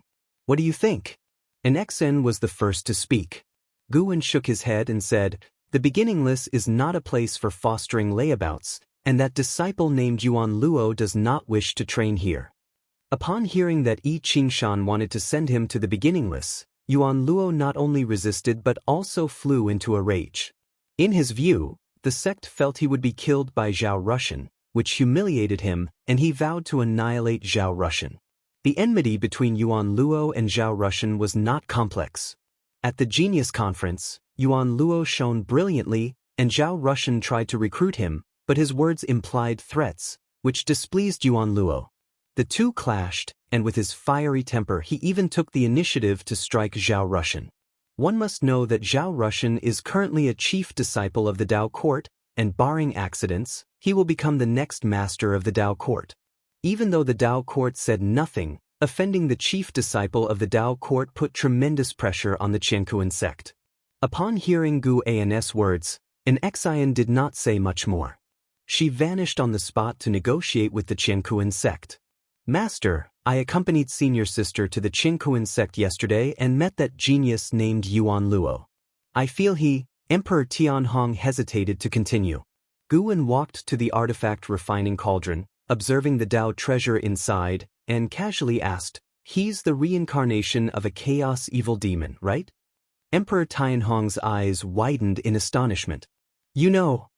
The things Gu En said to Shenzhen and an Xian were not spread to other disciples, so the true identity of Yuan Luo had not been revealed. Even though he had joined the Taoist field of the beginningless for thousands of years, Emperor Tianhong still did not know that Gu En was aware of this matter. After all, even you, as a heavenly court immortal, have been reincarnated. One more chaos evil demon isn't surprising, Gu En said with a gentle laugh. Emperor Tianhong fell silent. He gradually awakened part of his past lives' memories, knowing that he had an illustrious background in his previous life. He had confessed this to Gu En, who fortunately didn't mind. Emperor Tianhong is the reincarnation of a heavenly court star monarch, whose cultivation level should have been in the Taiqing golden immortal realm in his previous life. Although I don't understand why this world always attracts so many outer heaven existences, as your master, I do not wish to partake in the karma. If one day you wish to return, your master will not stop you. Gu and his words deeply moved Emperor Tianhong, and he quickly said, "I won't go back." Silly disciple, once you fully awaken your past lives' memories, you'll know you'll definitely go back. Guan laughed, knowing well that Emperor Tianhong would not betray his information to the heavenly court.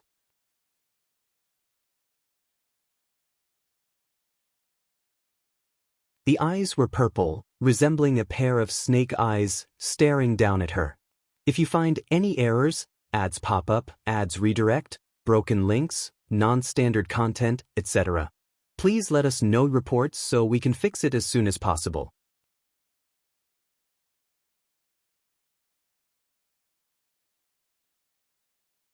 Chapter 664. The strongest power these eyes. Ji Xiaoyu felt a chill run down her spine, and she couldn't help but ask, "You didn't die?"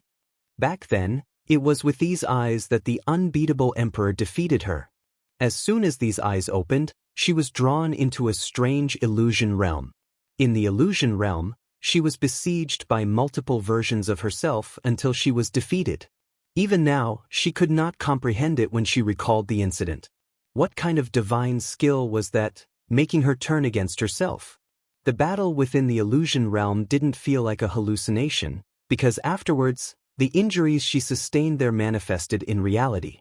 These mysterious eyes didn't answer Ji Xiaoyu, only stared coldly at her. Ji Xiaoyu sensed something was wrong, her expression changed drastically. She instinctively tried to get up, but an unbelievably terrifying force suppressed her, preventing her from rising. The other party was probing her karma. He wasn't the unbeatable emperor. Ji Xiaoyu could feel that the oppressive force was much stronger than that of the unbeatable emperor. It was an unimaginable power. Even Guwen did not bring such a terrifying sense of pressure. Could he be the entity behind the unbeatable emperor? Investigating the cause of the unbeatable emperor's death? Ji Xiaoyu instinctively thought of Guwen, but in an instant, she focused her attention back on the figure before her. Were these eyes a bloodline heritage? She had heard from Yuan Songzi that the emperor clan, behind the unbeatable emperor, dared to take the title of emperor because they had nurtured many Taoist emperors. Cultivating so many great Tao emperors was beyond the reach of a mere Taoist technique legacy. The bloodline talent of the emperor clan must be extraordinary. Just then, the eyes closed, but Ji Xiaoyu did not relax, as the suppressive force was still there. A silhouette emerged from the black mist at the zenith, an elderly man in black robes, his white hair tied beneath a crown, exuding an extraordinary aura, with a coldness between his brows that sent chills down one's spine. His purple eyes seemed able to penetrate the soul, causing Ji Xiaoyu's heart to tremble. Ji Xiaoyu saw a shadow of the unbeatable emperor in him. This person clearly had some connection to the unbeatable emperor. The old man in black descended from the sky, landing in front of Ji Xiaoyu. He raised his right hand towards Ji Xiaoyu's forehead. Faced with such a dire situation, Ji Xiaoyu felt despair in her heart but showed no fear, instead staring straight at the old man in black. Cluck. A hand suddenly pressed on the old man's shoulder, the sound not loud, yet at this moment, it reverberated throughout the hall. The purple eyes of the old man in black widened suddenly, and Ji Xiaoyu saw the newcomer behind him, which made her expression complicated. Suddenly, the old man's soul flew out of his body, turning to face the figure behind his flesh, his eyes wide open, emitting a terrifying aura. However, nothing happened. The old man couldn't help but exclaim, "How is this possible? Who exactly are you?" His immortal emperor's eye was actually suppressed by the other party, unable to unleash its divine skill power. It was the first time he encountered such a situation. Even encountering an existence with a higher cultivation level, his immortal emperor's eye could cause trouble. Guwen slightly lifted his head, looking at the old man's soul, his expression indifferent. His right hand squeezed, forcibly pulling the old man's soul back into his body. Immediately, the old man's flesh rapidly shrunk, finally disappearing into his palm. Guwen's right hand tightened, then tucked it into his arms, as if he were holding a small trinket. This scene left Ji Xiaoyu momentarily dazed. With the disappearance of the old man, the pressure suppressing her also vanished, but she remained sitting on the cushion. The hall plunged into silence once more. Guwen looked at Ji Xiaoyu, suddenly at a loss for words, as the two stared at each other. Ji Xiaoyu regained her composure and asked, "Did you anticipate his arrival long ago, or did you notice him the moment he arrived?" Guwen replied, "Both. I keep an eye on you when I have nothing else to do." These words caused a subtle change in Ji Xiaoyu's gaze. Does he care about me? Thinking this, Ji Xiaoyu felt a little elated inside, though she did not show it on her face. CTH Net website on Google to access chapters of novels early and in the highest quality. Guwen could hear her inner thoughts, which boosted his confidence.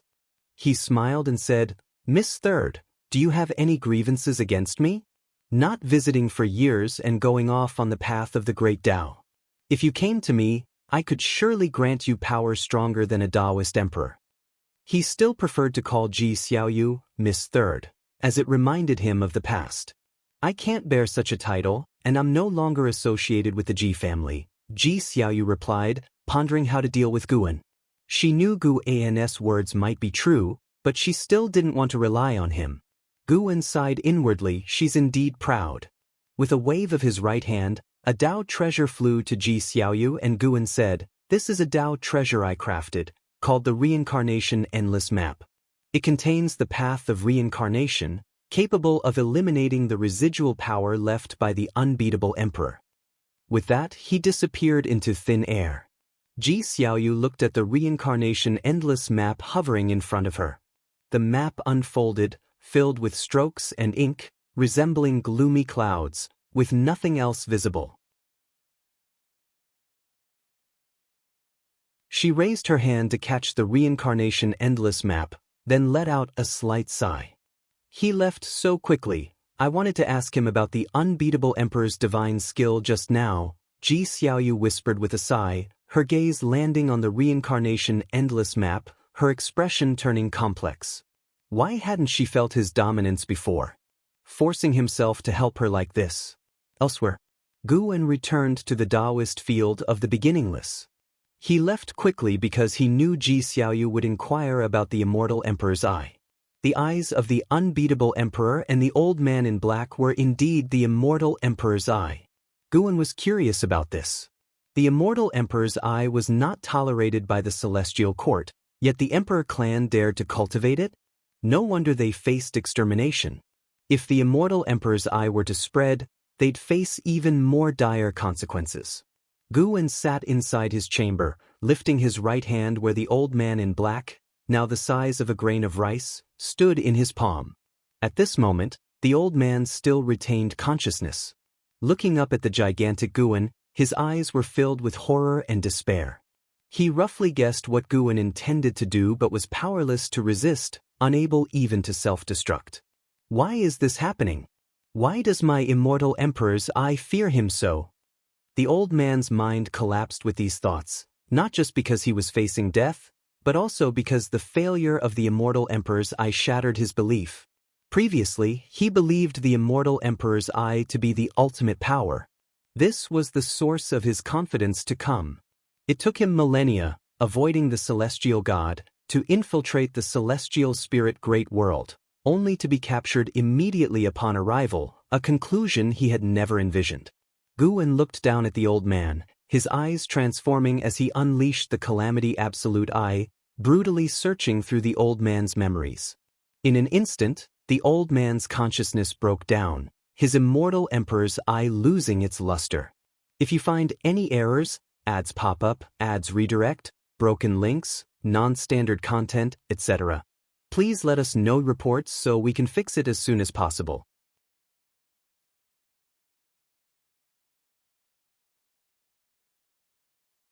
Chapter 665. Unbeaten Emperor Ancestor. This black-robed elder is the greatest supporter behind the unbeatable emperor, known as the Unbeaten Emperor Ancestor.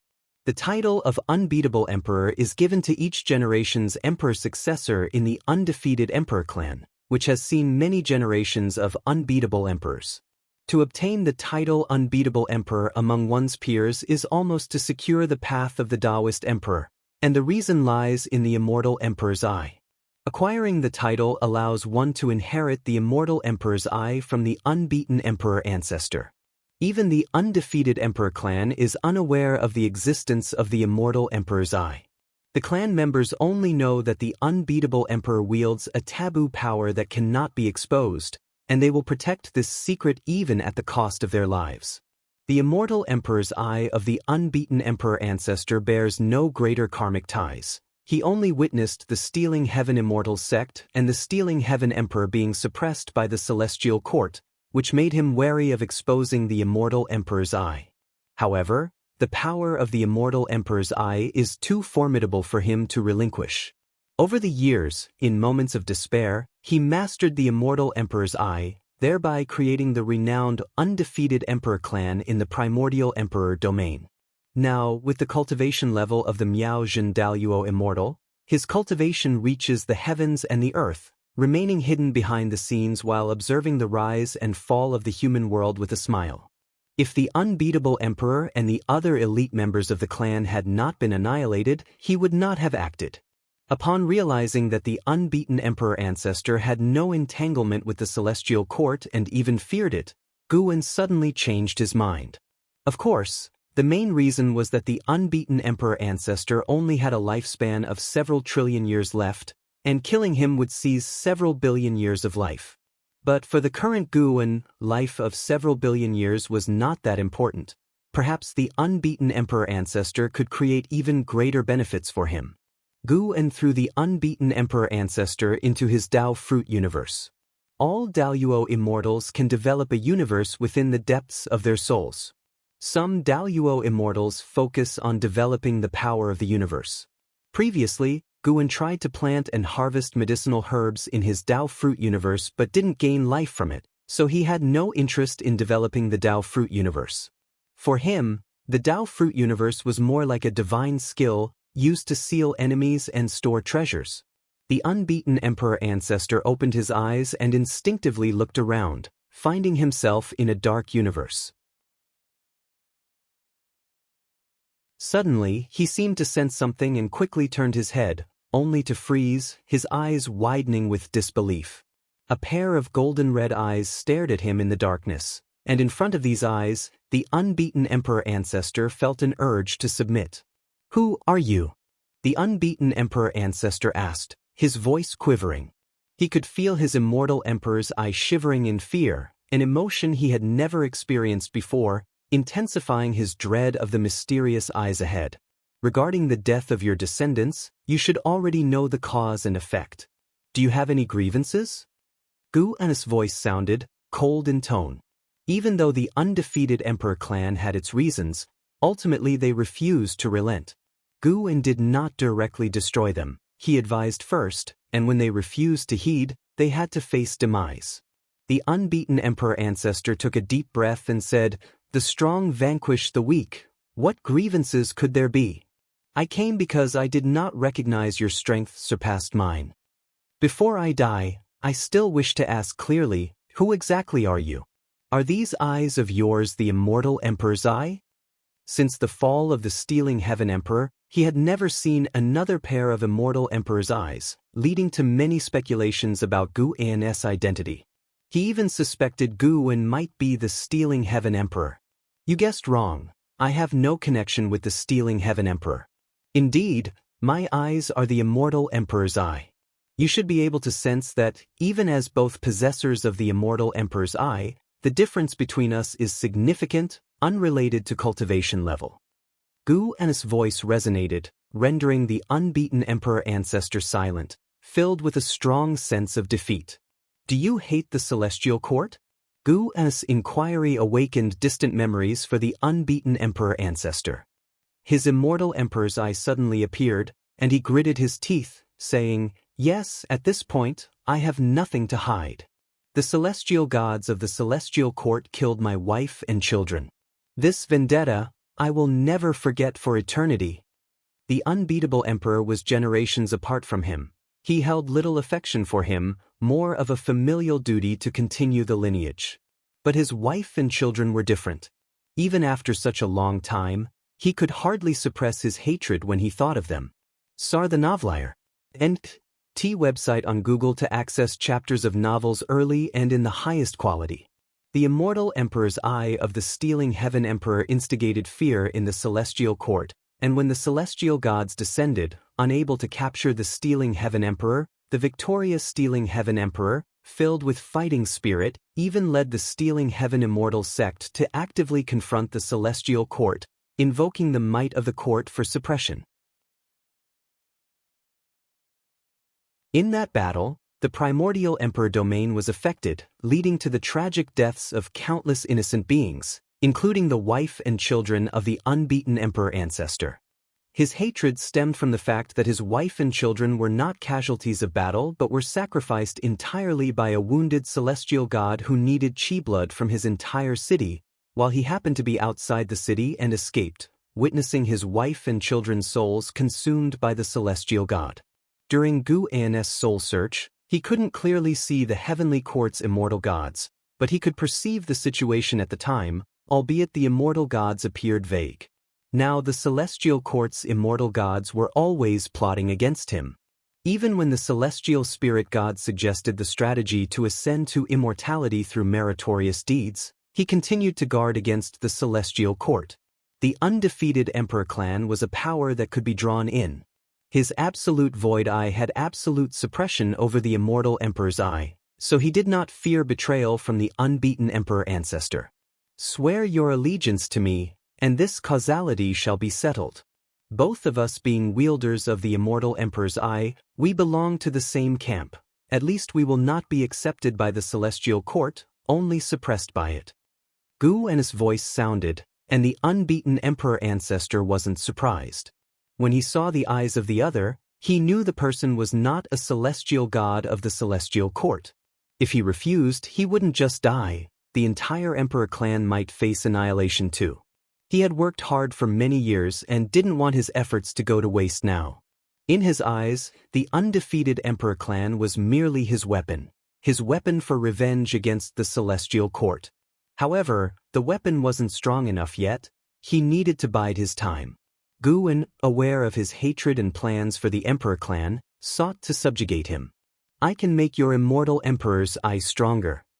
Upon hearing Gu-an's words, the unbeaten emperor ancestor's pupils shrank, and he immediately knelt, solemnly saying, "Greetings, my lord."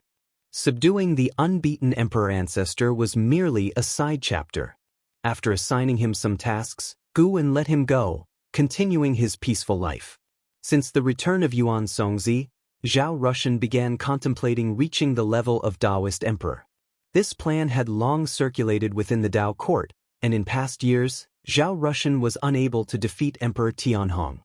He felt that only becoming a Taoist emperor could fully surpass Emperor Tianhong. However, Yuan Songzi did not agree to take him on the path of the Great Tao, making Zhao Rushan quite dissatisfied. Yuan Songzi's assertion that he wasn't ready felt humiliating to him. Why could a mundane woman like Xiaolon go, but he couldn't? Occasionally, when Gu-an went to accompany Xiaolon, he noticed Zhao Rushan's maneuvers, as this fellow was secretly enlisting the upper echelons of the Tao court, with a mind even inclined toward rebellion. To this, Gu-an had no intention of intervening as long as it didn't affect Xiaolon. Time flowed rapidly under this backdrop, far faster than before, as the era of the primordial era also approached its end. If you find any errors, ads pop up, ads redirect, broken links, non-standard content, etc., please let us know reports so we can fix it as soon as possible.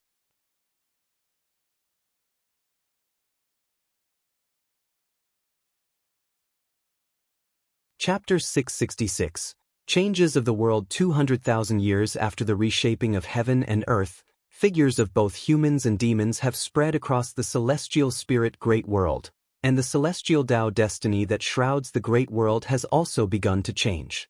Those great powers who comprehend the rules of heaven and earth can all sense that the fate of the world is about to enter a completely new phase. Time flies. It has been 100,000 years since Gu-an subjugated the unbeaten emperor ancestor. 100,000 years are enough to change the world, but only those great powers who remain in deep seclusion have not been affected.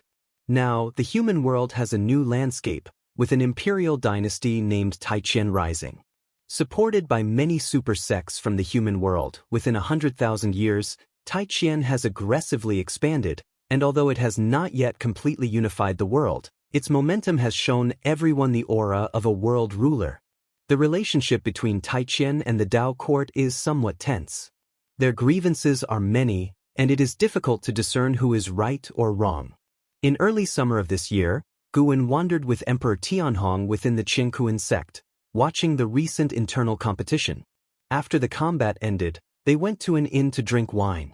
Name, Guwen, lifespan, 283, 979/18, 947, 893, 809, 561. Physique, primordial Dao creation body. Cultivation level, perfect Taoist great Luo immortal realm, without much fighting and killing. The increase in lifespan isn't very fast, but fortunately, it's steady.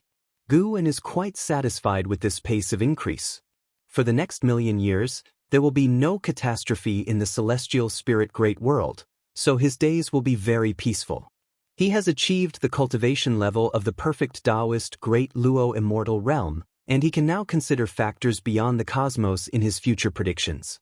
His foresight includes the influence of the 3,000 great worlds on the celestial spirit great world, a prediction ability far surpassing before. However, there are still unknown causes and effects he cannot factor in. Tianhao has already left the celestial spirit great world, and it is challenging for larger causes and effects to descend upon the celestial spirit great world again. While pouring wine for Guwen, Emperor Tianhong curiously asked, "Master, recently a lot of mysterious talents have appeared in the Qingkuan sect. Might this be your handiwork?" Guwen replied, "I Ching Shan constantly begged me, so I had no choice but to recommend a batch of talents. This batch of talents is not simple. They are from the undefeated Emperor clan and would be considered top-tier talents even in the primordial Emperor domain. Coming to the celestial spirit great world, none are inferior to Zhao Russian." Guwen first arranged for the unbeaten Emperor ancestor to deploy 20 people. These 20 have already established a foothold in the Qingkuan sect. They are very happy to have come to the celestial spirit great world, for within the clan, they amounted to nothing, but here, they finally experienced the treatment of peerless talents. The most important thing is that it's the arrangement of the ancestor. Being able to serve the ancestor, they feel proud. Under the admonishment of the unbeaten Emperor ancestor, these talents behaved very well, causing no trouble and actively making contributions to the Qingkuan sect. Does Wuxia have other disciples? Emperor Tianhong inquired further. The 20 talents from the unbeaten Emperor ancestor made a great impression during the Qingkuan sect's competition. He felt their talent was not inferior to his own, which surprised him greatly. Guwen shook his head and said, "It's just a bit of cause and effect with me." Seeing that Guwen didn't want to elaborate, Emperor Tianhong stopped probing and shifted the topic to the millennium combat within the Taoist field of the beginningless. Every millennium, one-on-one sparring occurs within the Taoist field of the beginningless. In the last bout, Emperor Tianhong faced the Blood Prison Great Saint. He unexpectedly lost to the Blood Prison Great Saint. This frustrated him greatly. He had thought himself to be the second disciple of Wuxia, yet he was unable to defeat that seeming frivolous ox demon. However, considering the Blood Prison Great Saint was his master's only steed, he felt a sense of relief. Now he just wanted to know what divine skills the Blood Prison Great Saint was cultivating that were so domineering. Guwen answered, "Extreme Dao combat technique. It's a Taoist technique I created during my reincarnation. It's a technique distinct from divine skills, very difficult to cultivate, and even he has only barely entered the Dao." The Extreme Dao combat technique is a Taoist technique created by the Extreme, and among all the disciples, only the battle spirit of the Blood Prison Great Saint is qualified to cultivate the Extreme Dao combat technique. Hearing this, Emperor Tianhong mused deeply. He found that his master had many inheritances, and each disciple cultivated different paths, with no repetition, so he dared not ask his master to teach him the Extreme Dao combat technique. He believed the Taoist technique passed to him by his master was not weak, Only he had yet to reach the grand achievement to unleash its true power.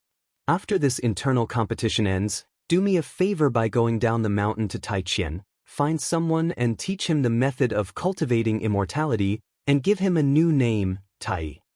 Guan looked at the street outside the window and said softly. As he spoke, he handed Emperor Tianhong a jade pendant, which would guide Emperor Tianhong to find that person.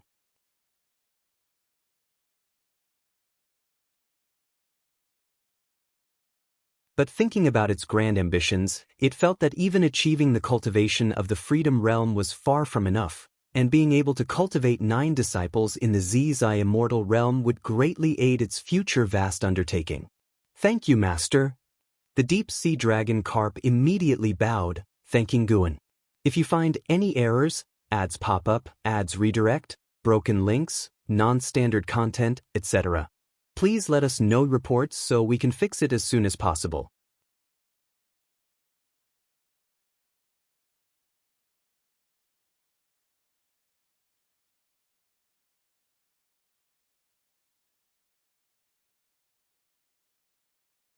This Taiwei great world surely harbors great fortunes beyond her imagination. Search * the Oval Fire. At website on Google to access chapters of novels early and in the highest quality. Do you suppose what his cultivation level might be? A voice suddenly reached Zhu Zai's ears, causing her to turn her head. A handsome man came beside her, his face smiling, in stark contrast to the grave expressions on the faces of those around. How high? Zhu, she inquired. The handsome man smiled and said, he is an innate golden immortal, above the heaven-encompassing free immortal. Zhu Zai's pupils suddenly dilated. In the previous great world, she had heard of the legends of innate golden immortals, and she never expected to encounter one in a place like this. The handsome man continued, in this place, there are dozens of innate golden immortals. Do you know the realm of the divine court cultivator guarding this place? What is the realm? That one's realm is the heaven-balancing golden immortal realm, above the innate golden immortal, with 100 innate golden immortals under him, suppressing this place, while within the divine court, the heaven-balancing golden immortal is far from the summit. His words made Zhu Shi furrow her brows tightly, feeling a sense of despair. With such a vast gap in cultivation, how could she escape? No matter how it seemed, the upcoming actions of this group would all result in failure. The handsome man looked at Zhu Shi and said with a faint smile, I have a way to get you out of here. Zhu Shi frowned, cautiously asked, we are strangers. Why are you assisting me? The handsome man grinned, you bear the karma of the celestial court. It seems you are related to some celestial being from the celestial court. Zhu Zai's brows knitted even tighter. Don't overthink it, I was planning an escape anyway. Seeing you have such karma, I'd take you along. The handsome man shrugged, wearing a carefree smile. Zhu Shi deliberated and thought it prudent to first test him, so she said, I am called Zhu Shi, and may I know your honorable name, fellow Taoist? The handsome man replied, I am named Meng Lang. Meng Lang? Such a common name. Zhu Shi had encountered many bearing this name in various places. She glanced around, puzzled, and asked, it seems others can't hear our conversation?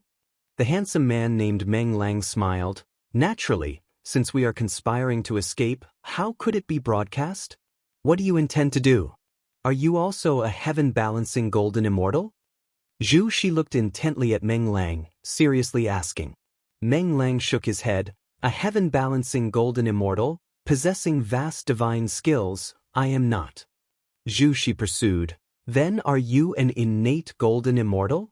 If you find any errors, ads pop up, ads redirect, broken links, non-standard content, etc., please let us know reports so we can fix it as soon as possible.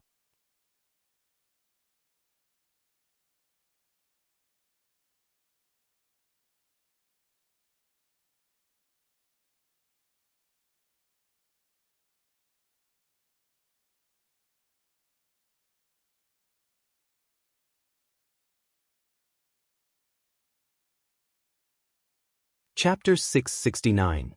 The Struggle of the Celestial Emperor. As the words of the divine court crown prince fell, a magnificent figure emerged above the vast army in purple armor on the clouds, appearing ethereal in the sunlight, like a mirage. General Zhu. He stood high above, overlooking the world, wearing heavy and majestic red armor. His face was solemn, and his brows resembled two flames. His long hair coiled beneath the divine crown, and 7 giant swords radiating different divine lights hovered behind him in a fan shape, as if 7 divine powers stood behind him. Before General Zhu, Zhu Shi and the escapees felt a deep sense of awe. Some couldn't withstand the pressure and fell to their knees directly. General Zhu's right hand was half raised, playing with 2 beads in his palm, like 2 stars squeezing together, shaking the soul. Crown Prince, how dare you slander the immortal gods and question the divine court? If His Majesty knew this, imagine his heartbreak. General Zhu's voice rang out, and as his words ended, a vertical eye suddenly opened on his forehead, shooting a terrifying red beam at incredible speed down from the sky. Everything happened too quickly, so fast that the divine court crown prince had no time to react. Boom! The red light struck the divine court crown prince, and the dreadful impact blew the escapees away. Some attempted to flee, but the tunnel created by the divine court crown prince had vanished. Just as the escapees tried to leap up, an unimaginable pressure pinned them down, forcing them to their knees. Howling winds, scattered debris, and forests were swept away, resembling the arrival of the apocalypse. Zhu Shi was pushed to her knees, struggling to lift her head, her pupils trembling in fear. Such terrifying suppression. She couldn't imagine how terrifying it would be if the opponent went all out. The red light dissipated in front, leaving only a white skeleton of the divine court crown prince, trembling precariously, eventually collapsing on the ground. This scene filled the thousands of other escapees with despair. If even the divine court crown prince had to die, how could they survive? High above, General Zhu's expression was indifferent, as if he had not killed the divine court crown prince, but merely an insect. The countless divine soldiers in purple armor, also expressionless, heightened the air of despair in the land. General Zhu opened his right hand, letting the 2 beads fall, releasing a dazzling light as they descended, dimming the world. The intense light fell, and Zhu Shi couldn't help but turn to Guan beside her, gritting her teeth and asking, "Didn't you say you have a way?" Guan glanced at her, a corner of his mouth curving up. His smile appeared arrogant in Zhu Zai's eyes, seeming crazily out of place at this moment.